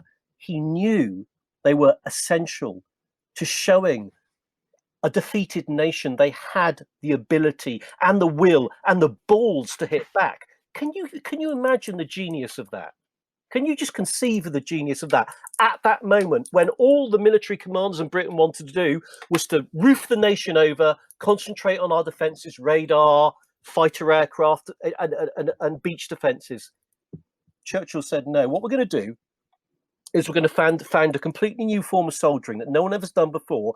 It's going to be based upon the commandos of South Africa during the Boer War. They're going to be these irregular bands of raiders. They're going to hit back at Nazi Germany within the month. This was in June 1940, as Dunkirk happened.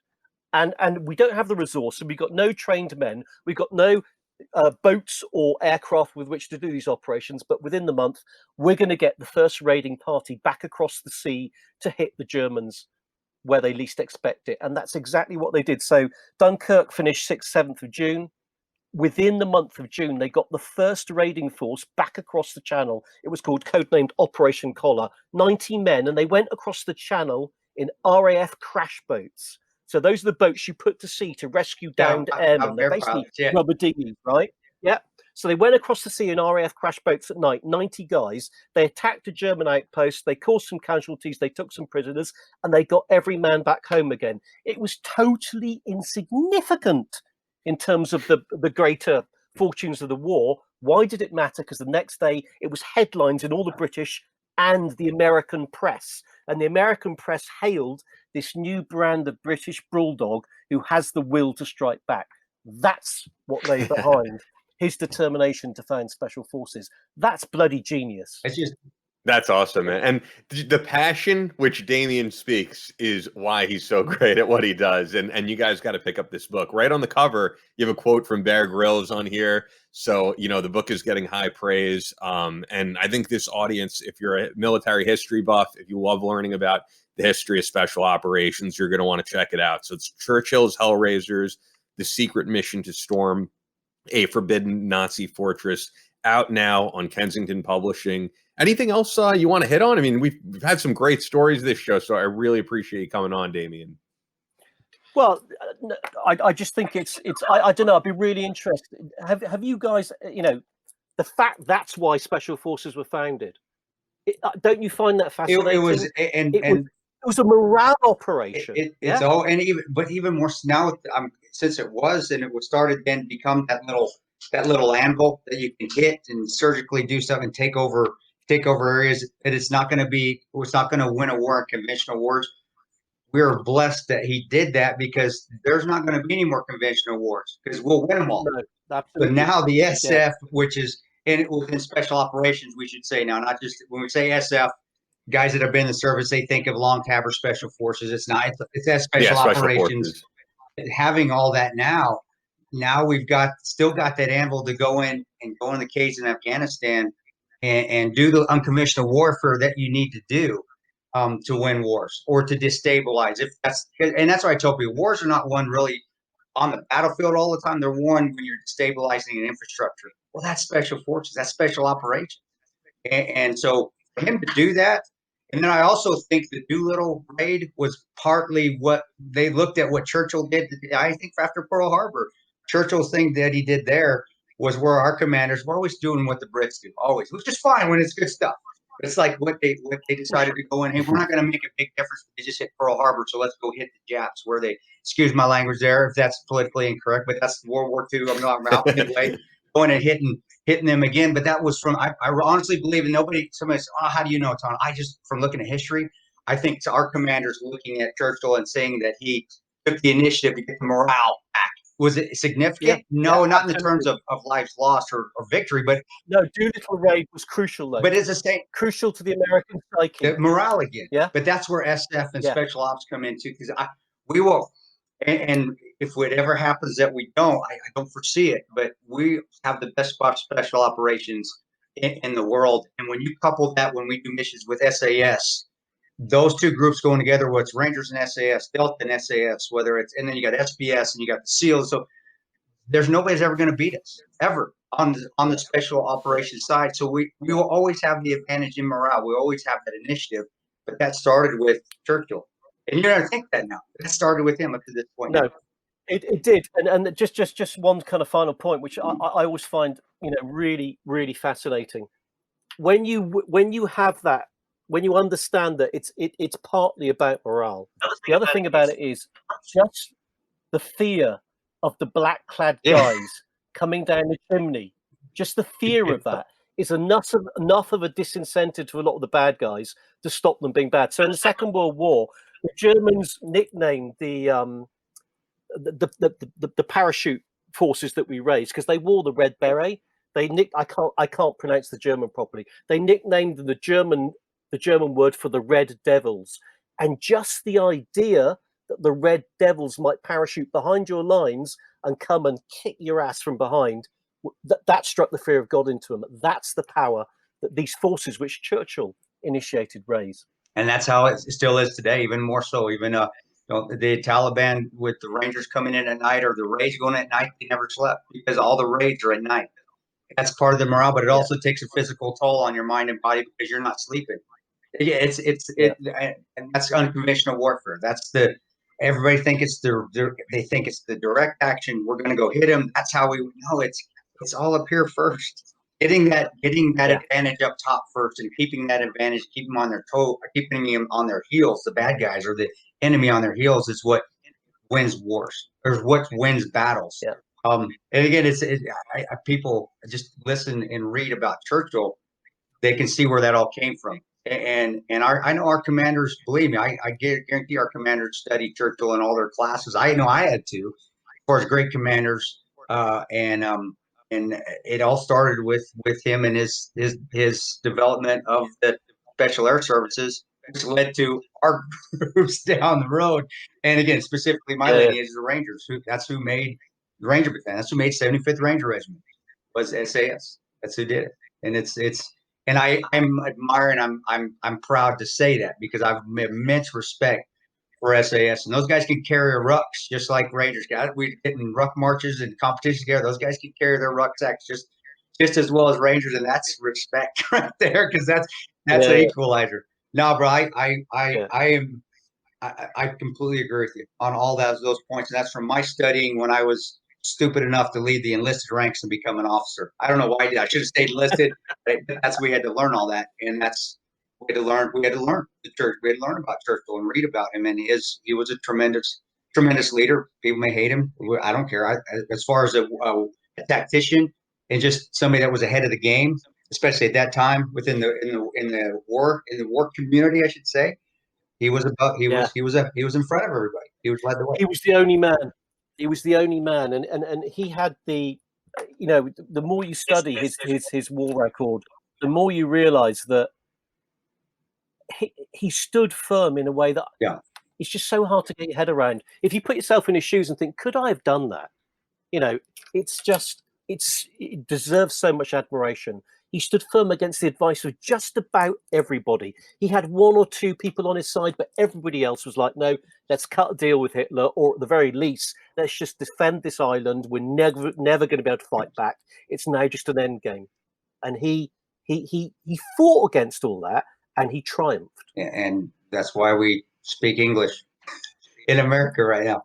We do, and that's why we have the freedoms that we have. It started right there. It really did. No, man, it was a great conversation, Damien. I loved every minute of it. And it's good to finally meet you. I've heard your name around the watering holes, but I've never never met you, and I always loved, and I want to finish with this on my end.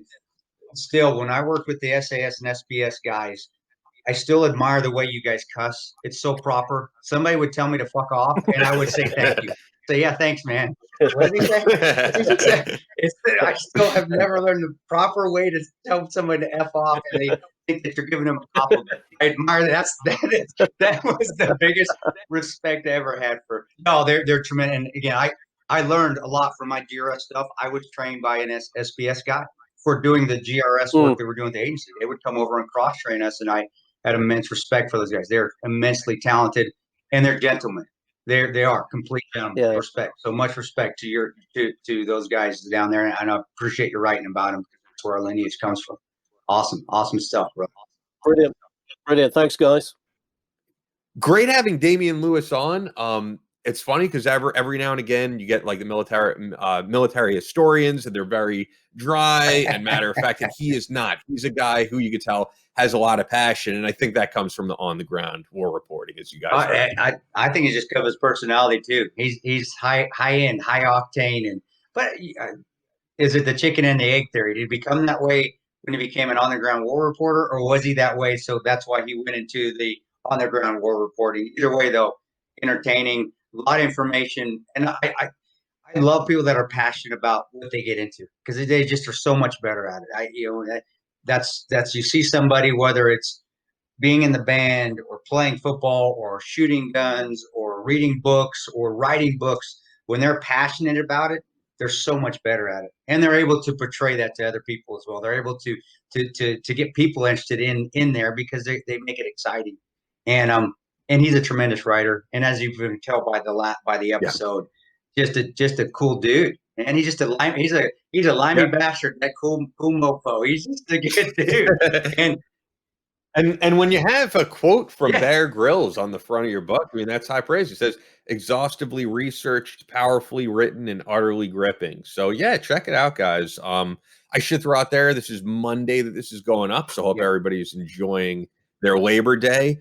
But on a sadder note, of course, this is also the anniversary of really two different 9/11s. The anniversary of 9/11 2001, the anniversary of something better than anybody, the attack on Benghazi and the consulate in Libya.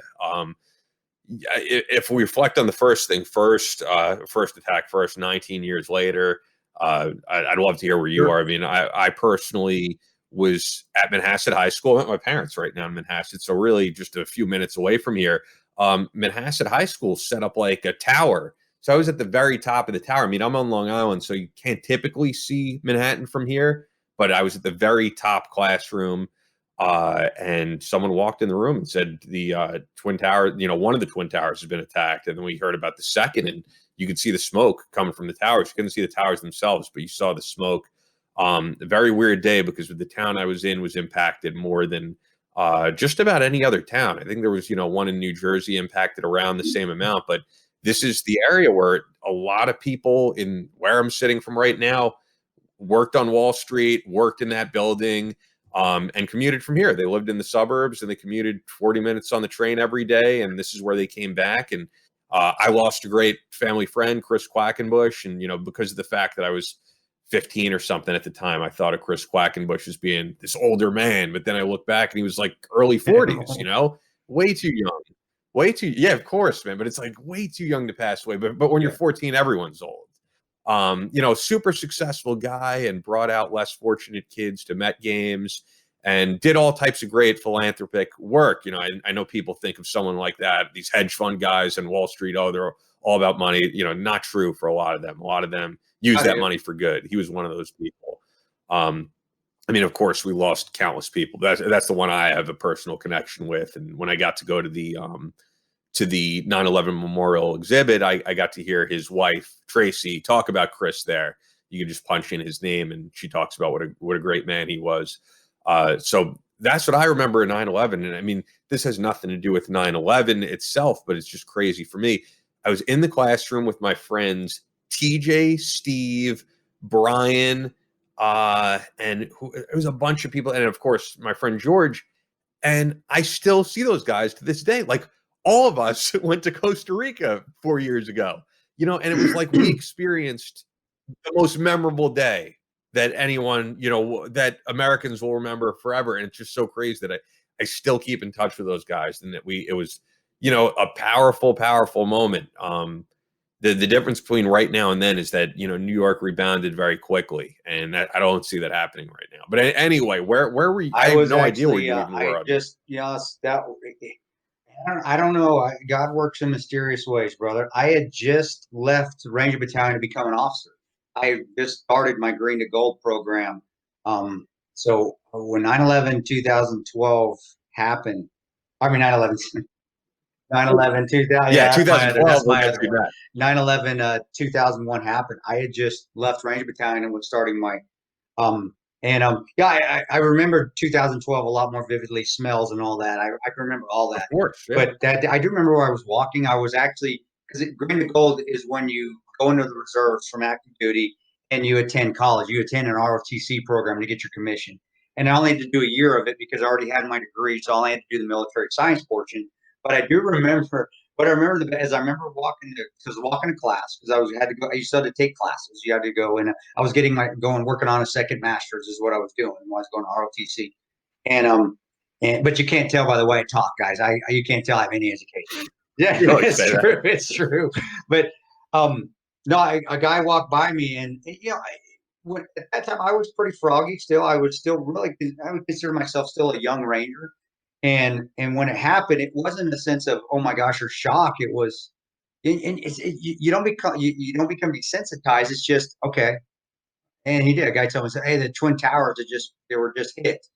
And I said, "What happened?" He goes, Did you know it was terrorism right away? Because I could actually say when we heard it in our classroom and we heard someone flew into the Twin Towers, maybe it was our young minds. I don't know what it was. The reaction was like, "What? How do you do that? What an idiot!" And then people were like, was the pilot drunk? Because at least embedded in our minds prior to September 11, 2001, as a civilian young American, terrorism was not on your mind. Actually, I did, because you could sense at battalion, we were getting prepped for something when I was leaving. That's why it was hard to leave. I could feel that something, because you kept telling our team leaders, hey, we're going somewhere. We're going somewhere. We're getting ready to go. And, you know, I was pretty much a peacetime Ranger. Well, what made it think that, though? Because well, it's not from us. It's from our higher up. When we start getting our training cycles, they start to ramp up. So our training starts to ramp up. So we start doing more. No, but I'm just wondering. I mean, no one knew that we were going to get thrown into a war, and I know during the Clinton years our eye was off the ball. But I think I always thought that the perception was we are now into the Bush years. It's going to be a different military. We're not going to scale back the military. But what would make that's you not, think brother? That's way beyond my favorite, because that's Pentagon. That's military intelligence. That's the agency. So me being a private at the time, I'm just doing what I'm told. I'm just here and listening it out. But you could feel it, and my team leaders were saying, "Hey, something's going to kick off." But me, as being a young private, I'm like, "Yeah, whatever."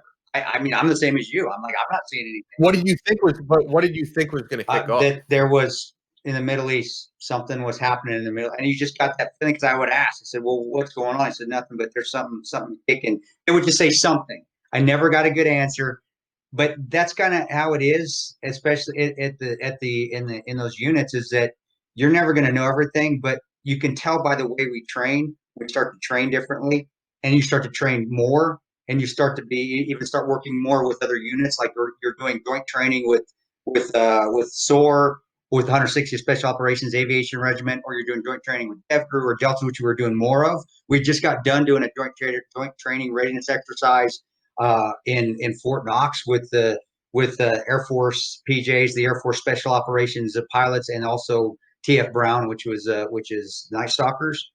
And like I said, brother, I'm the same as you. At that time, I'm like, yeah, whatever. And so I'm just kind of rolling my eyes, and that's why I decided to go to officers training, because I'm still a peacetime Ranger. Like, this is never going to happen. We're never going to get anything.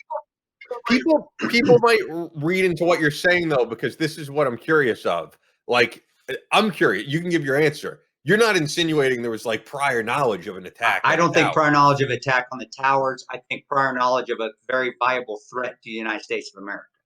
That's what it was. But again, I've seen shady shit sit in 9/11 2012.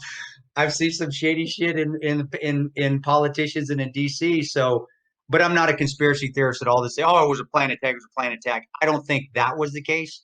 I just think there was becoming a more viable threat to the United States of America.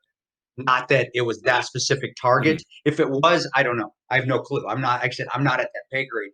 But our battalion commander, our regimental commander, everybody, JSOC, Joint Special Operations Command, looking back on it now, by the way they were acting when I was actually at the unit, and from the way my team leaders, how it filters on down to me, which being I was just a brand new Tab Spec 4. Well, no, I was actually moving into a team leader slot. So, but seeing how my hires were starting to tell me, hey, we're going to do something. We're get ready. We're starting to move. We're starting to ramp up for something. Just looking back, hindsight 2020 now, looking back at it now, where at the time I was like, bullshit. Nothing's going to happen. Do you think maybe it was the transition between presidents though? Because I mean, it was the transition right. I do. No, I think there was a. We'd been tracking Bin Laden for a lot of years before that because of what. So I think it was a focal Bin Laden, a terrorist plot to do something. Because Bin Laden had been the focus since Clinton was in president. Actually, we had a chance to get. We had a chance to get it. Of course, yeah. And I think there was actually still more. There was a viable threat that there's going to be an imminent attack somewhere. But I don't think they knew it was the Twin Towers. I can't say that, man. That's going way down a rabbit hole. I would never say that. For sure, yeah. And I just wonder if, people might wonder, why didn't they attack us under Clinton? Because people always do say Clinton had his eye off the ball. Clinton was, from what I know, and you could speak more to this than me, was basically incentivizing people not to go in the eye. And that's we could even tell by our training budgets how much ammo we were getting. You can always tell when there's a Democratic president or Republican president when you're in the. But yeah. I honestly just think target of opportunity. It was just an opportunity, and I don't think looking back, and this is just my little view on it. The attack that they wanted to do during Clinton, those pilots were still just getting ready. They were still just learning how to fly. So I don't think it was, hey, we're going to under push because it's going to make a statement. It was, they just weren't ready. They were just starting to get people in place to get their attack ready. And that's why I don't think it happened under Clinton. It wasn't that they thought, oh, Clinton's going to come get us, because obviously he wasn't. He's not going to. It was the plan just had started to develop, and they weren't at that stage to make it happen. And, we still were, as a country at that time, we thought we were impervious to attack on our own soil. But that's, again, that's why you're talking about this and thinking back now. When I think back, there was intel coming in. I could just get the feeling when I was at battalion, there was intel coming in that something was happening. But me being at my pay grade, I'm just doing what I'm told. I'm not asking. You don't go to a colonel as an E4 and go, "Hey, Colonel, what's going on? What happened?" You can tell by the training cycles. You can tell by the ramping up of the training cycles, and just by it change. It goes to a different sort of, not mindset, just a different way to train, or the training becomes more focused on a specific avenue of what we need to accomplish, because this might be a mission coming up, whether it's an airfield seizure, or we need to go. We actually have to take over a building, or we have to block for Delta. The training mission changes to a specific avenue where we may not have done that for a while, and we're like, well, why are we doing this now? And it's because we might do it for real in the future, so we still might need to. So it just changes up, and people are smart. I mean, a person is very smart. People together can be quite stupid. But a person is smart. Yeah, exactly. Yeah. We really are on isn't it? But a person is smart. So when you're able to step back out of it, I agree.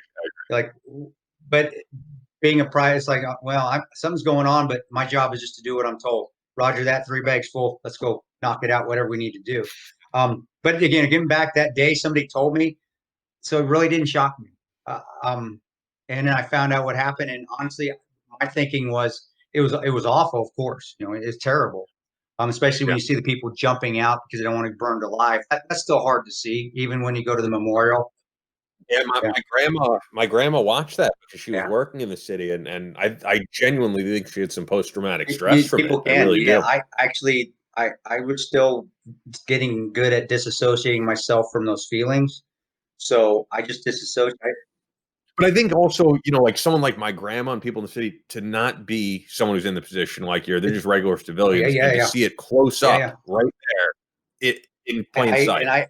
It's totally unprepared. It will mess your head up unless that again goes back to where, and I was just a youngster at the time, and it was, but they get through, they get you where you can just.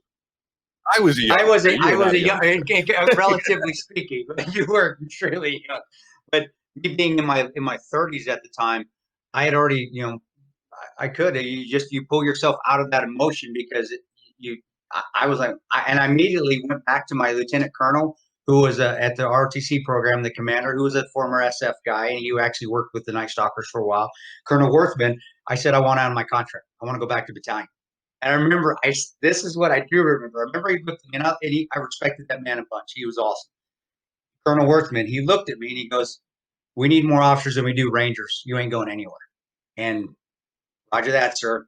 And it's my ROTC program and watched the war kick off going through ROTC. And that was hard because he goes, I did say, well, I'm just going to leave then. He goes, well, you're going to be the needs of the Army and we're going to put you wherever we want you. And that's not going to happen. Like, I'm going to go back to Range Battalion. I don't want to go somewhere where the Army needs me. Army needs me. When he says that, that's a derogatory statement from a commander when they say that, because that means they're going to put you in an iceberg in Antarctica somewhere because the Army needs you to man a weather station up there. So, and I just nutted down and I got my commission. And I watched as it was hard because all the guys I just left, I would see them jumping in. I remember the first jump into Afghanistan, and I watched them jump in Afghanistan. The first night jump was actually televised, and I remember I was being, I was married to Tanya at the time, and I watched it on TV, and I was like, God, because you're watching guys get their mustard stain, they're jumping in, they're jumping season in airfield, and you're just like, son of a, and I really felt like I'd made a really bad decision. It was because mine wasn't really the attack, which was awful. It was, son of a bitch, I missed my time. I'm never, you're thinking, I'm never going to be in the switch. I'm never going to see combat. I fucked up. I screwed up. Little did I know I was going to see a lot of it in the later years. But at that time, you're like, son of a bitch, I screwed up. I really wish I was there. No one would have known that we were going to be in the Middle East for 20 years. I mean, because I don't think anybody thought of nation building. And I know that you're critical of it, and many of us are. We thought we were going to go in there, take out the terrorists, and be out. And it's become more about rebuilding a nation.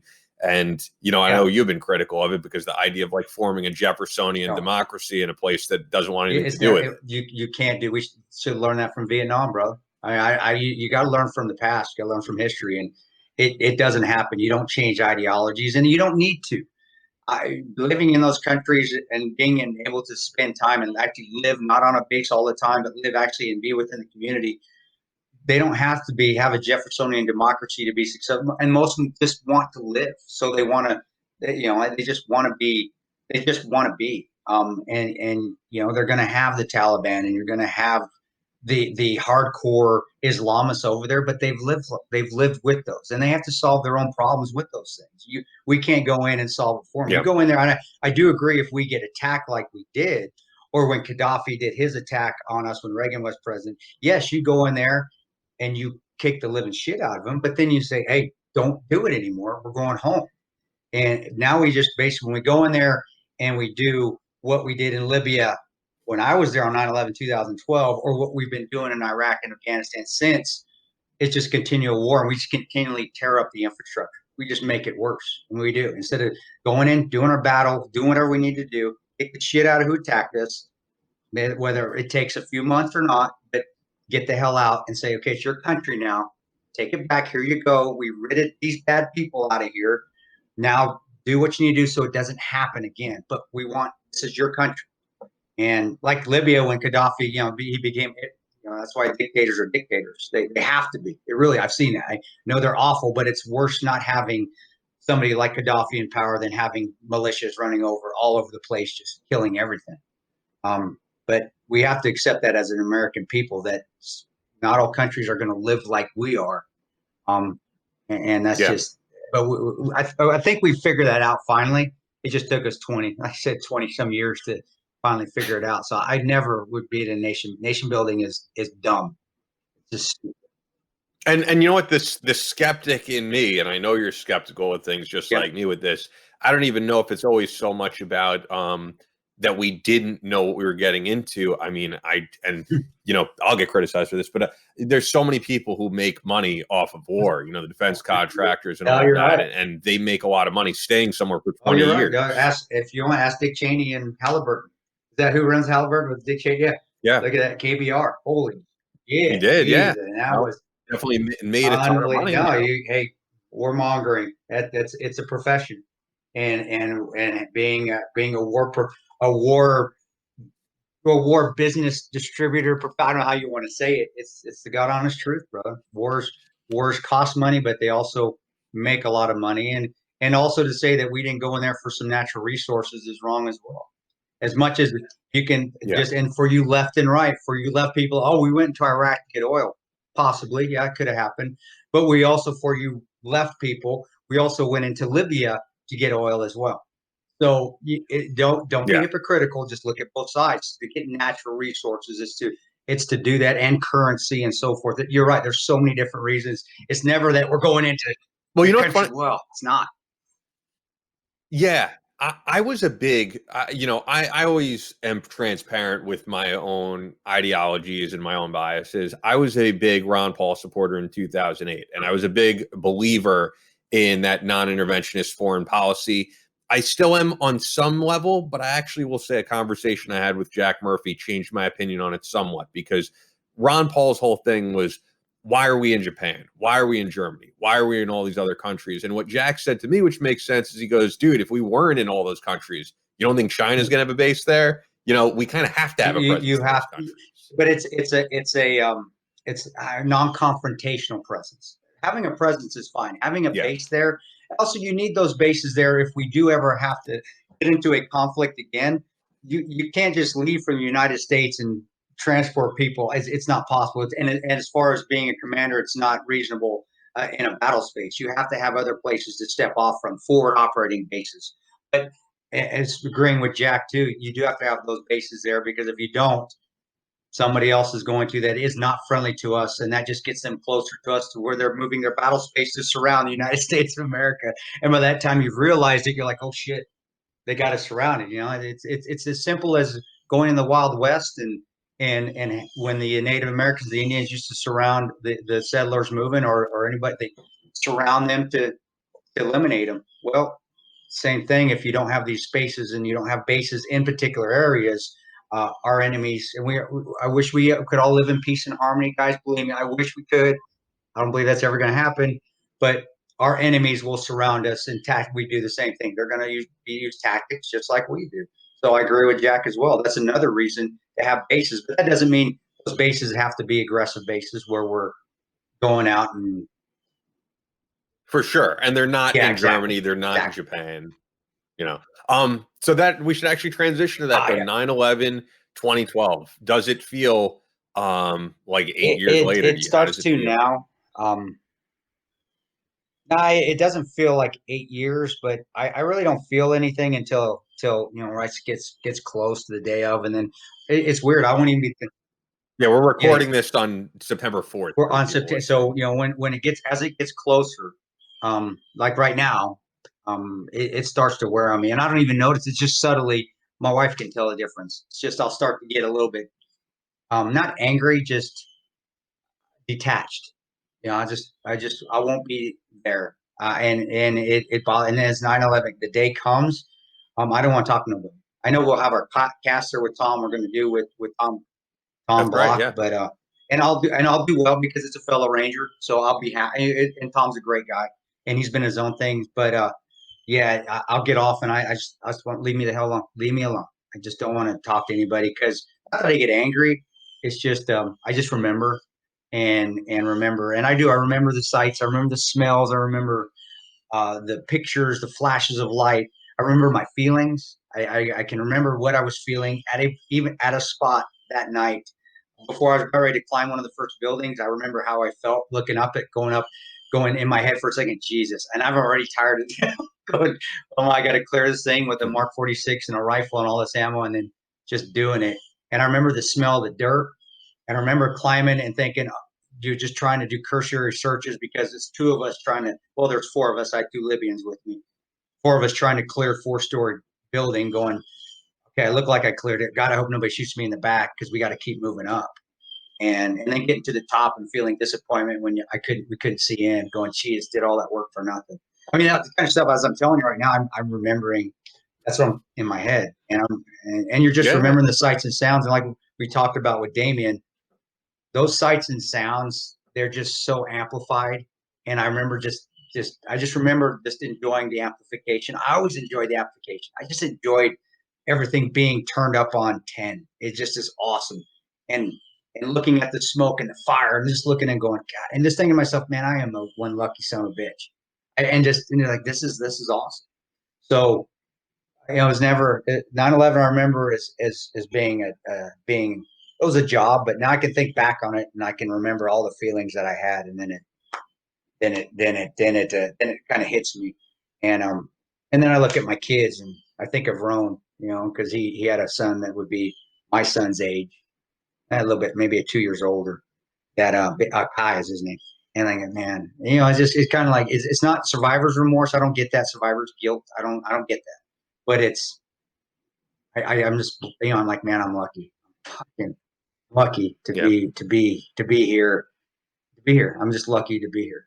And then I mean, this event, it's an event that truly changed the trajectory of your life in every way. I mean, knowing who you are, I think it's safe to say you wouldn't be doing speaking engagements if it wasn't for Benghazi. You wouldn't be doing a whole lot of things. So do you ever think of where would your life be at this moment if 9/11 2012 You know what? happened? I would probably be one of those old guys still deploying. I would be. I'd be going overseas again and again and again. And so for my family's sake, I don't think it was God. Like I said, God works in mysterious ways, brother. I think it was the path that was supposed to be. And I also think it was because you would have been too stubborn. You would have been like, I have to see this one thing. I got to go back. I got to do another trip. And I would never have been home. And it's hard enough because I me and my 15-year-old are really learning each other now because I missed all his life. And seeing the stuff I missed with my 15-year-old, doing it with my 5-year-old, if I would have missed that with my 5-year-old, when I would have been 80, I would have never forgave myself. So it was a blessing, man. And again, I made lemonade out of lemons doing all this other stuff. But yeah, I would never have done the speaking. Nobody would have known who I was. Nobody, and I didn't want anybody. I wouldn't have wanted anybody to know who I was. But I don't, because I think there's people who I've interviewed or that we've had on who they've always wanted to write a book. Like, Jack Carr, I know it's fiction, but his dream was to be an author. At least as far as I know, you can correct me. You never had a dream of, I want to write a book about my life. Never, not any of that. Never to be in the focal point, never be in the spotlight, never to be anything. But when I did that second one, the Ranger Way, and had people coming up to me saying, man, thank you for doing that, it made it worthwhile. But it was when I did it originally, that second one, the first one was done as a team. We had to do it as a team. I felt like it was a necessity. People needed to know whether it was successful or not, whether it was made in a movie or not. It was never the plan. It was, this is what happened. This is the best way to do it. So we're not playing the partisan politics. This is what happened. And right here. The second one was, okay, I'll do it. What the hell? I'll try it on my own. And I did it. And it did well. And people are still appreciative that I wrote it. So that's why I did the third one too. Third one. But again, it comes to the point where I wanted to do one about other people as well. So yeah, brother, none of this was ever planned, but I always let God take the wheel. I'm not controlling. So it's like, hey, what do you need me to do? This is what I'm going to do.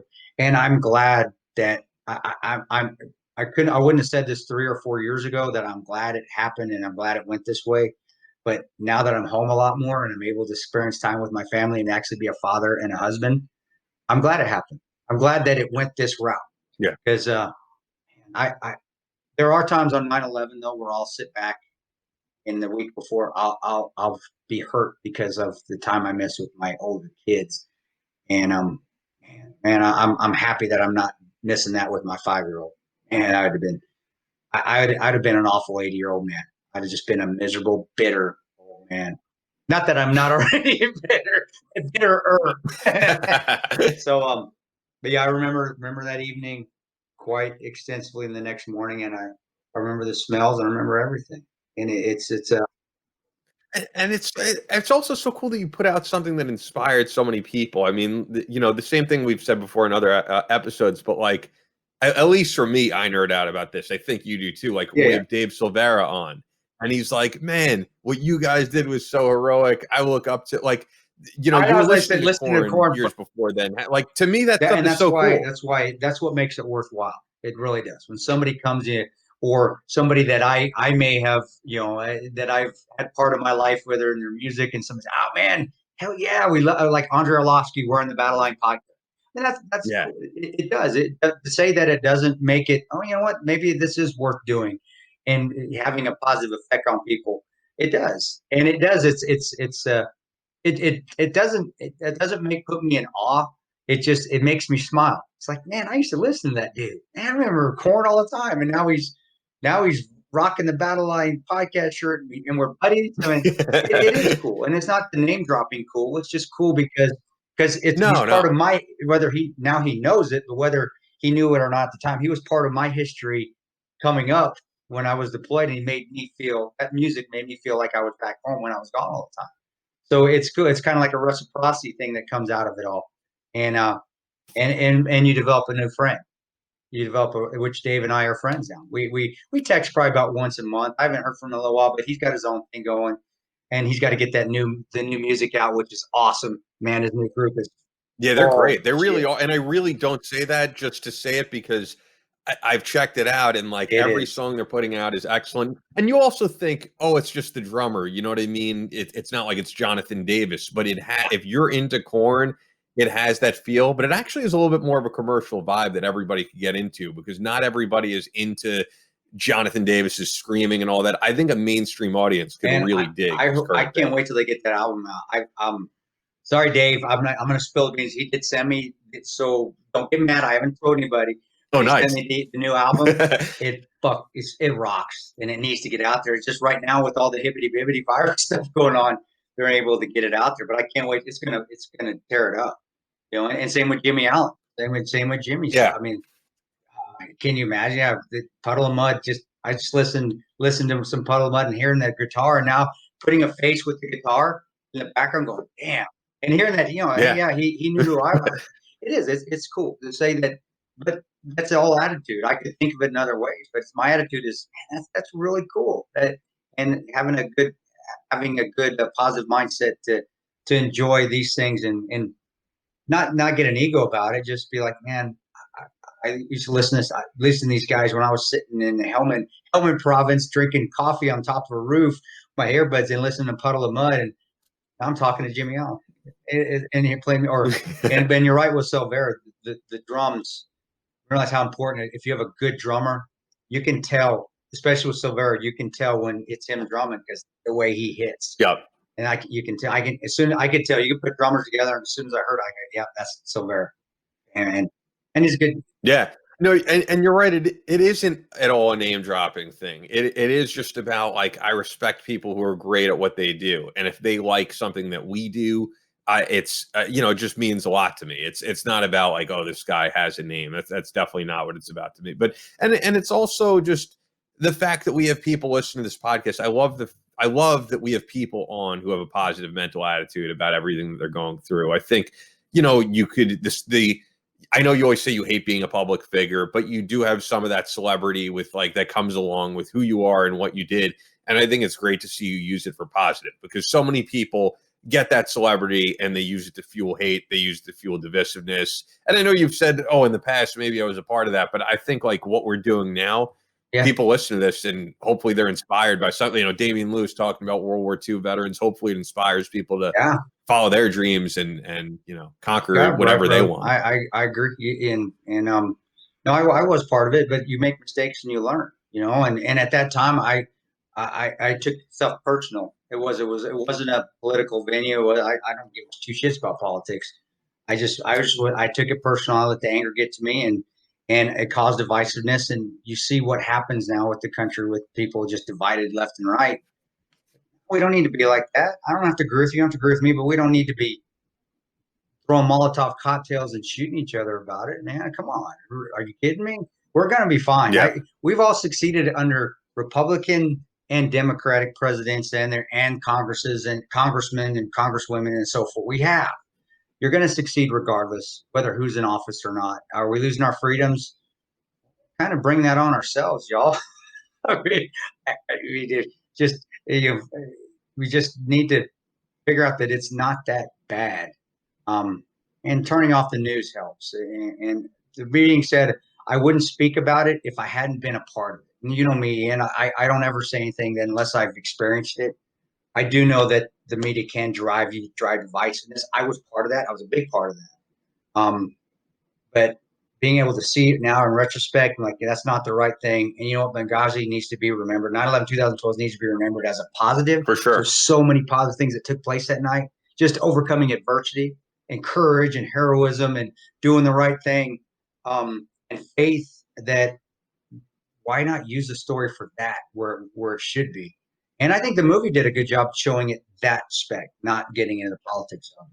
Yeah. So yeah, bro, and I'm a lot happier and I'm a lot better person. And everybody would be a lot better people if they just pulled themselves out of their politics and just treat a person as a person. You know, if somebody's an asshole, you're an asshole. But I've been an asshole to you sometimes. You've been an asshole, but we're still buddies. I mean, probably. Yeah, it's so fun. Like off the air, you know, because I can tell the audience. I mean, we're just people. You know, we always get along on the show. But like, yeah, off the air, every now and again, I'll say something that'll piss Chris off. Chris will say something that'll piss me off. And I do realize we both get over it pretty quickly. You know, like that's just the way to be. Because I genuinely, man, I do, and I've said it to you off the air. But like, you know, I respect the hell out of you. Are there times you're going to say something that I'm like, what the hell is this guy talking about? Of course, man. I feel that way with my parents, you know, whose house I'm at right now, but I love them and I respect them. So, yeah, no, I think that's just a part of life, man. And I try, I know, and you do too, to not let all the divisiveness going on get to me, because it's going to get to all of us right now. I mean, we're living during an absolutely crazy time. Yeah, I'm not going to pretend that like I have blinders and I'm not aware of everything going on. I mean, I do try to focus on the good, try to focus on things that, you know, could better my life. But yeah, we're both aware of everything going on in the world right now. It's very bad out there. But, you know, if that's all you stay stuck on, you can't really forge ahead in your own life. Staying positive is how you know there's divisiveness going on, because you've chosen to go the positive route.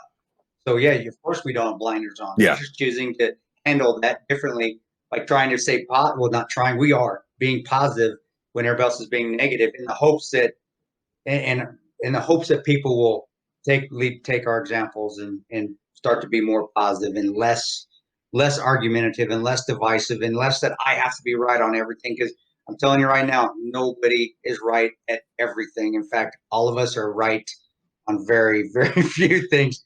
Our ability to see those differences and learn from each other, our rights and wrongs that allow us to be still the greatest country in the world. But we're killing ourselves right now because one party has to be right, which is that's incorrect. We can all be correct and all have to learn from each other, and we can all be good to each other. And it's possible. It's completely possible because I can do it. And I am not the most easy guy to get along with all the time. I am on the podcast. And when you see me publicly, maybe you see the commercial, but believe me, ask my wife. I am very hard to get along with off, because I'll be nice to you, but I'm like, son of a bitch. And if I can do it, y'all can do it. Believe me.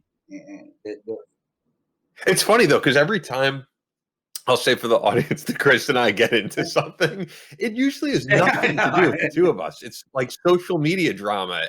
And we always talk about how much we hate that shit. And it really is true. Like, Chris has never said anything that's really pissed me off. There's just always been something on social media that I'm like, and then you know, you'll see. It really is the worst, man. That's why we always talk about you know, if you're enjoying Labor today, you know, wherever you are, go to the beach, go to the park, hang out with friends, family. Yeah, because we both see the people where I'm like, how do you possibly post this much?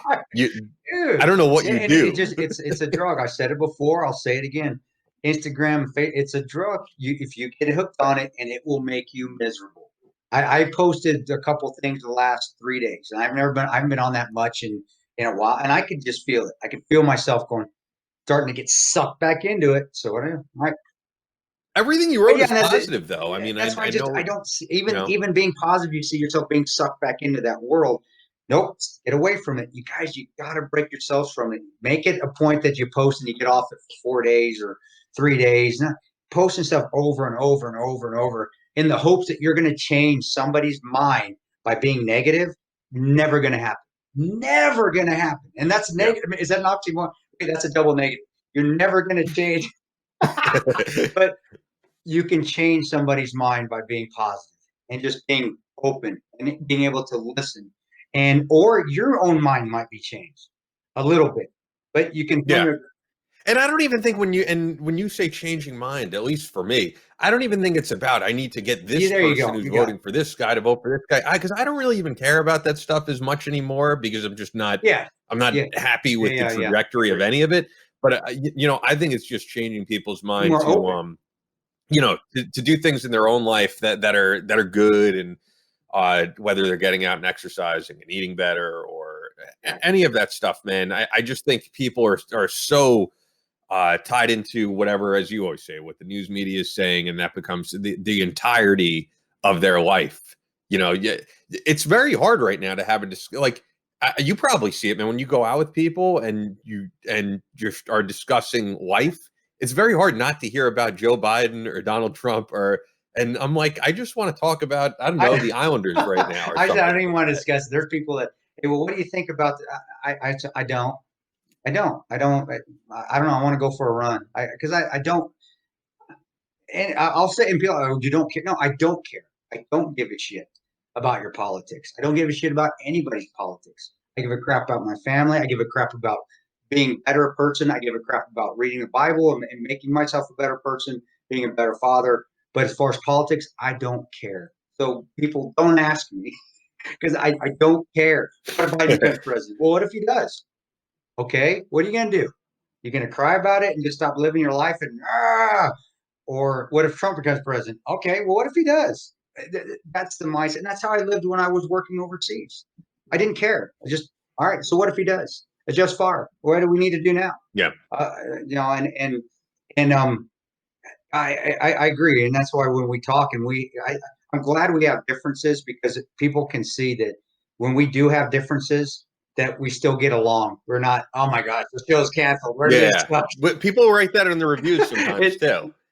People do write that in the reviews, because of it's, the severity of the COVID stuff, which, by the way, I will say, as long as everything goes according to plan, we do have Diamond Dallas Page coming on later this month.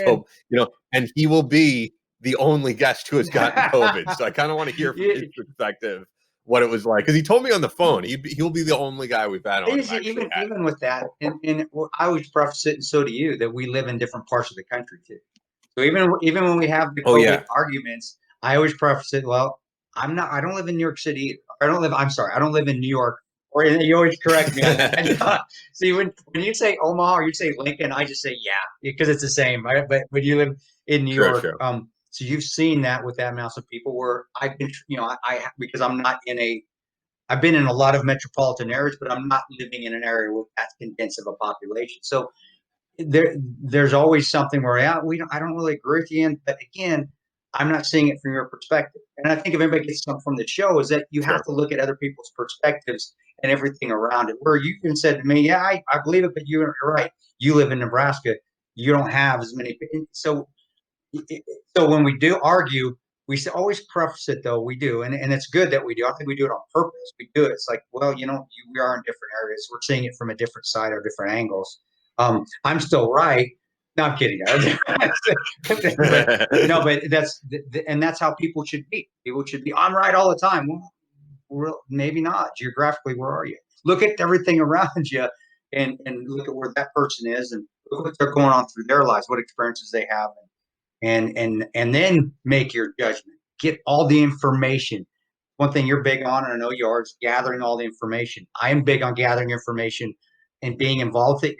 You're big on gathering information too before you make a decision on anything. Don't clickbait anything. We don't clickbait. We're never.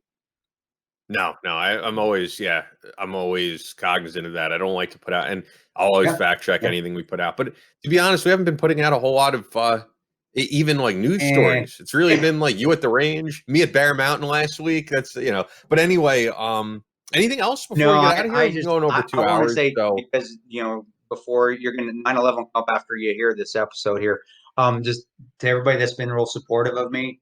To the lady and I talked about the lady that actually saved my life at the Dallas International Airport. It was years ago where I was going down a slippery slope. It was about a year into the book and the movie coming out.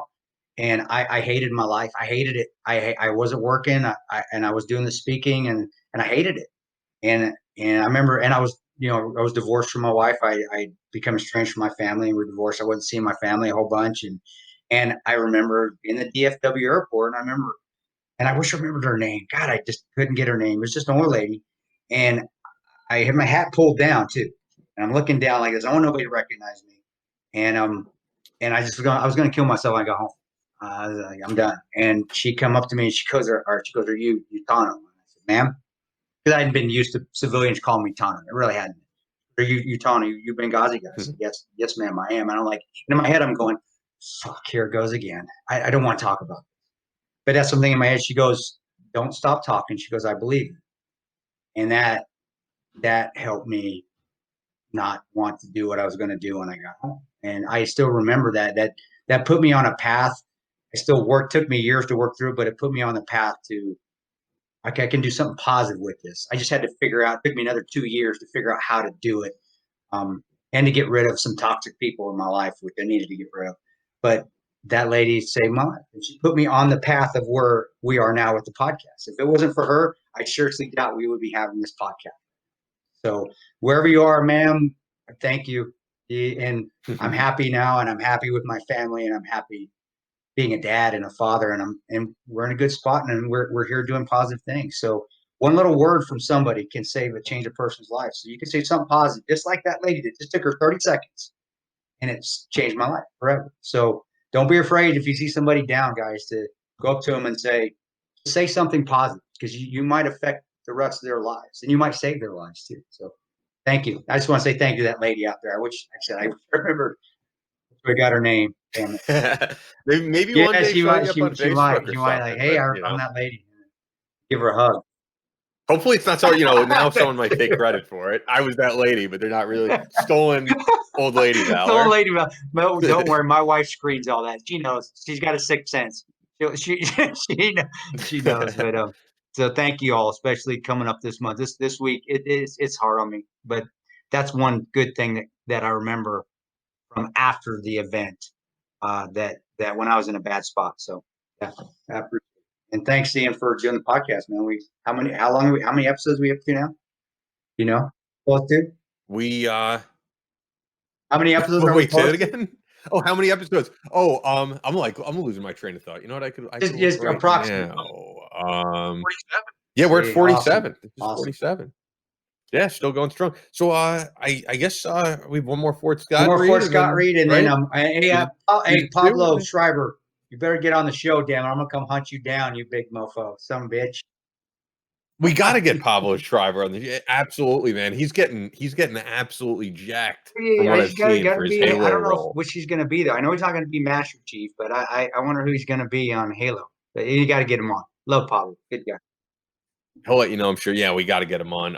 Wrapping things up here, Fort Scott Munitions is a manufacturer of multi-federal patented solid copper and brass CNC spun ammunition that is designed to tumble upon impact in soft tissue, leaving devastating wound channels for faster bleed out and quicker incapacitation. This ammo was originally developed to innovate and improve on the standard of military-grade ammunition design. It was found that not only did the TUI ammunition outperform competitors in the self-defense industry, but it quickly became apparent that it would be a top contender for hunters alike. With the ammunition being CNC spun, the tolerances are some of the tightest on the market, ensuring you're going to receive the same results with each pull of the trigger. Fort Scott Munitions is available through privately owned businesses in every state, as well as direct online through fortscottmunitions.com. Use the exclusive promo code Battleline for 15% off your order. Only available to listeners of the Battleline podcast. I did realize that's not for recurring orders. Someone let me know. So if you're getting auto ship, can't use the promo code. Okay. People have tried. But if you're doing a one-time order, use it. And they're doing a giveaway, at least right now, for Tonto's Toolbox. That's the only 2 left. Actually, I've sold them out. That's the only 2 left, and they won't be made again. The last 2. Get on it if it's still up by the time this goes up. But yeah, Fort Scott Munitions is a proud supporter of Chris Peranto, Battleline Tactical, and the Battleline Podcast. So we went long this episode, but you know what? You weren't here last week, and we only went like an hour or so. I love Damien. Dude, Damien's awesome. I could have a beer. I could have a pint with that limey bee, man. His stories. Definitely read his book, and his emotion and his passion comes through in his writing. So, and SAS guys are much respect for Special Air Service guys and the Special Boat Service guys. They are hardcore individuals and great guys to have on our side as a team. Definitely.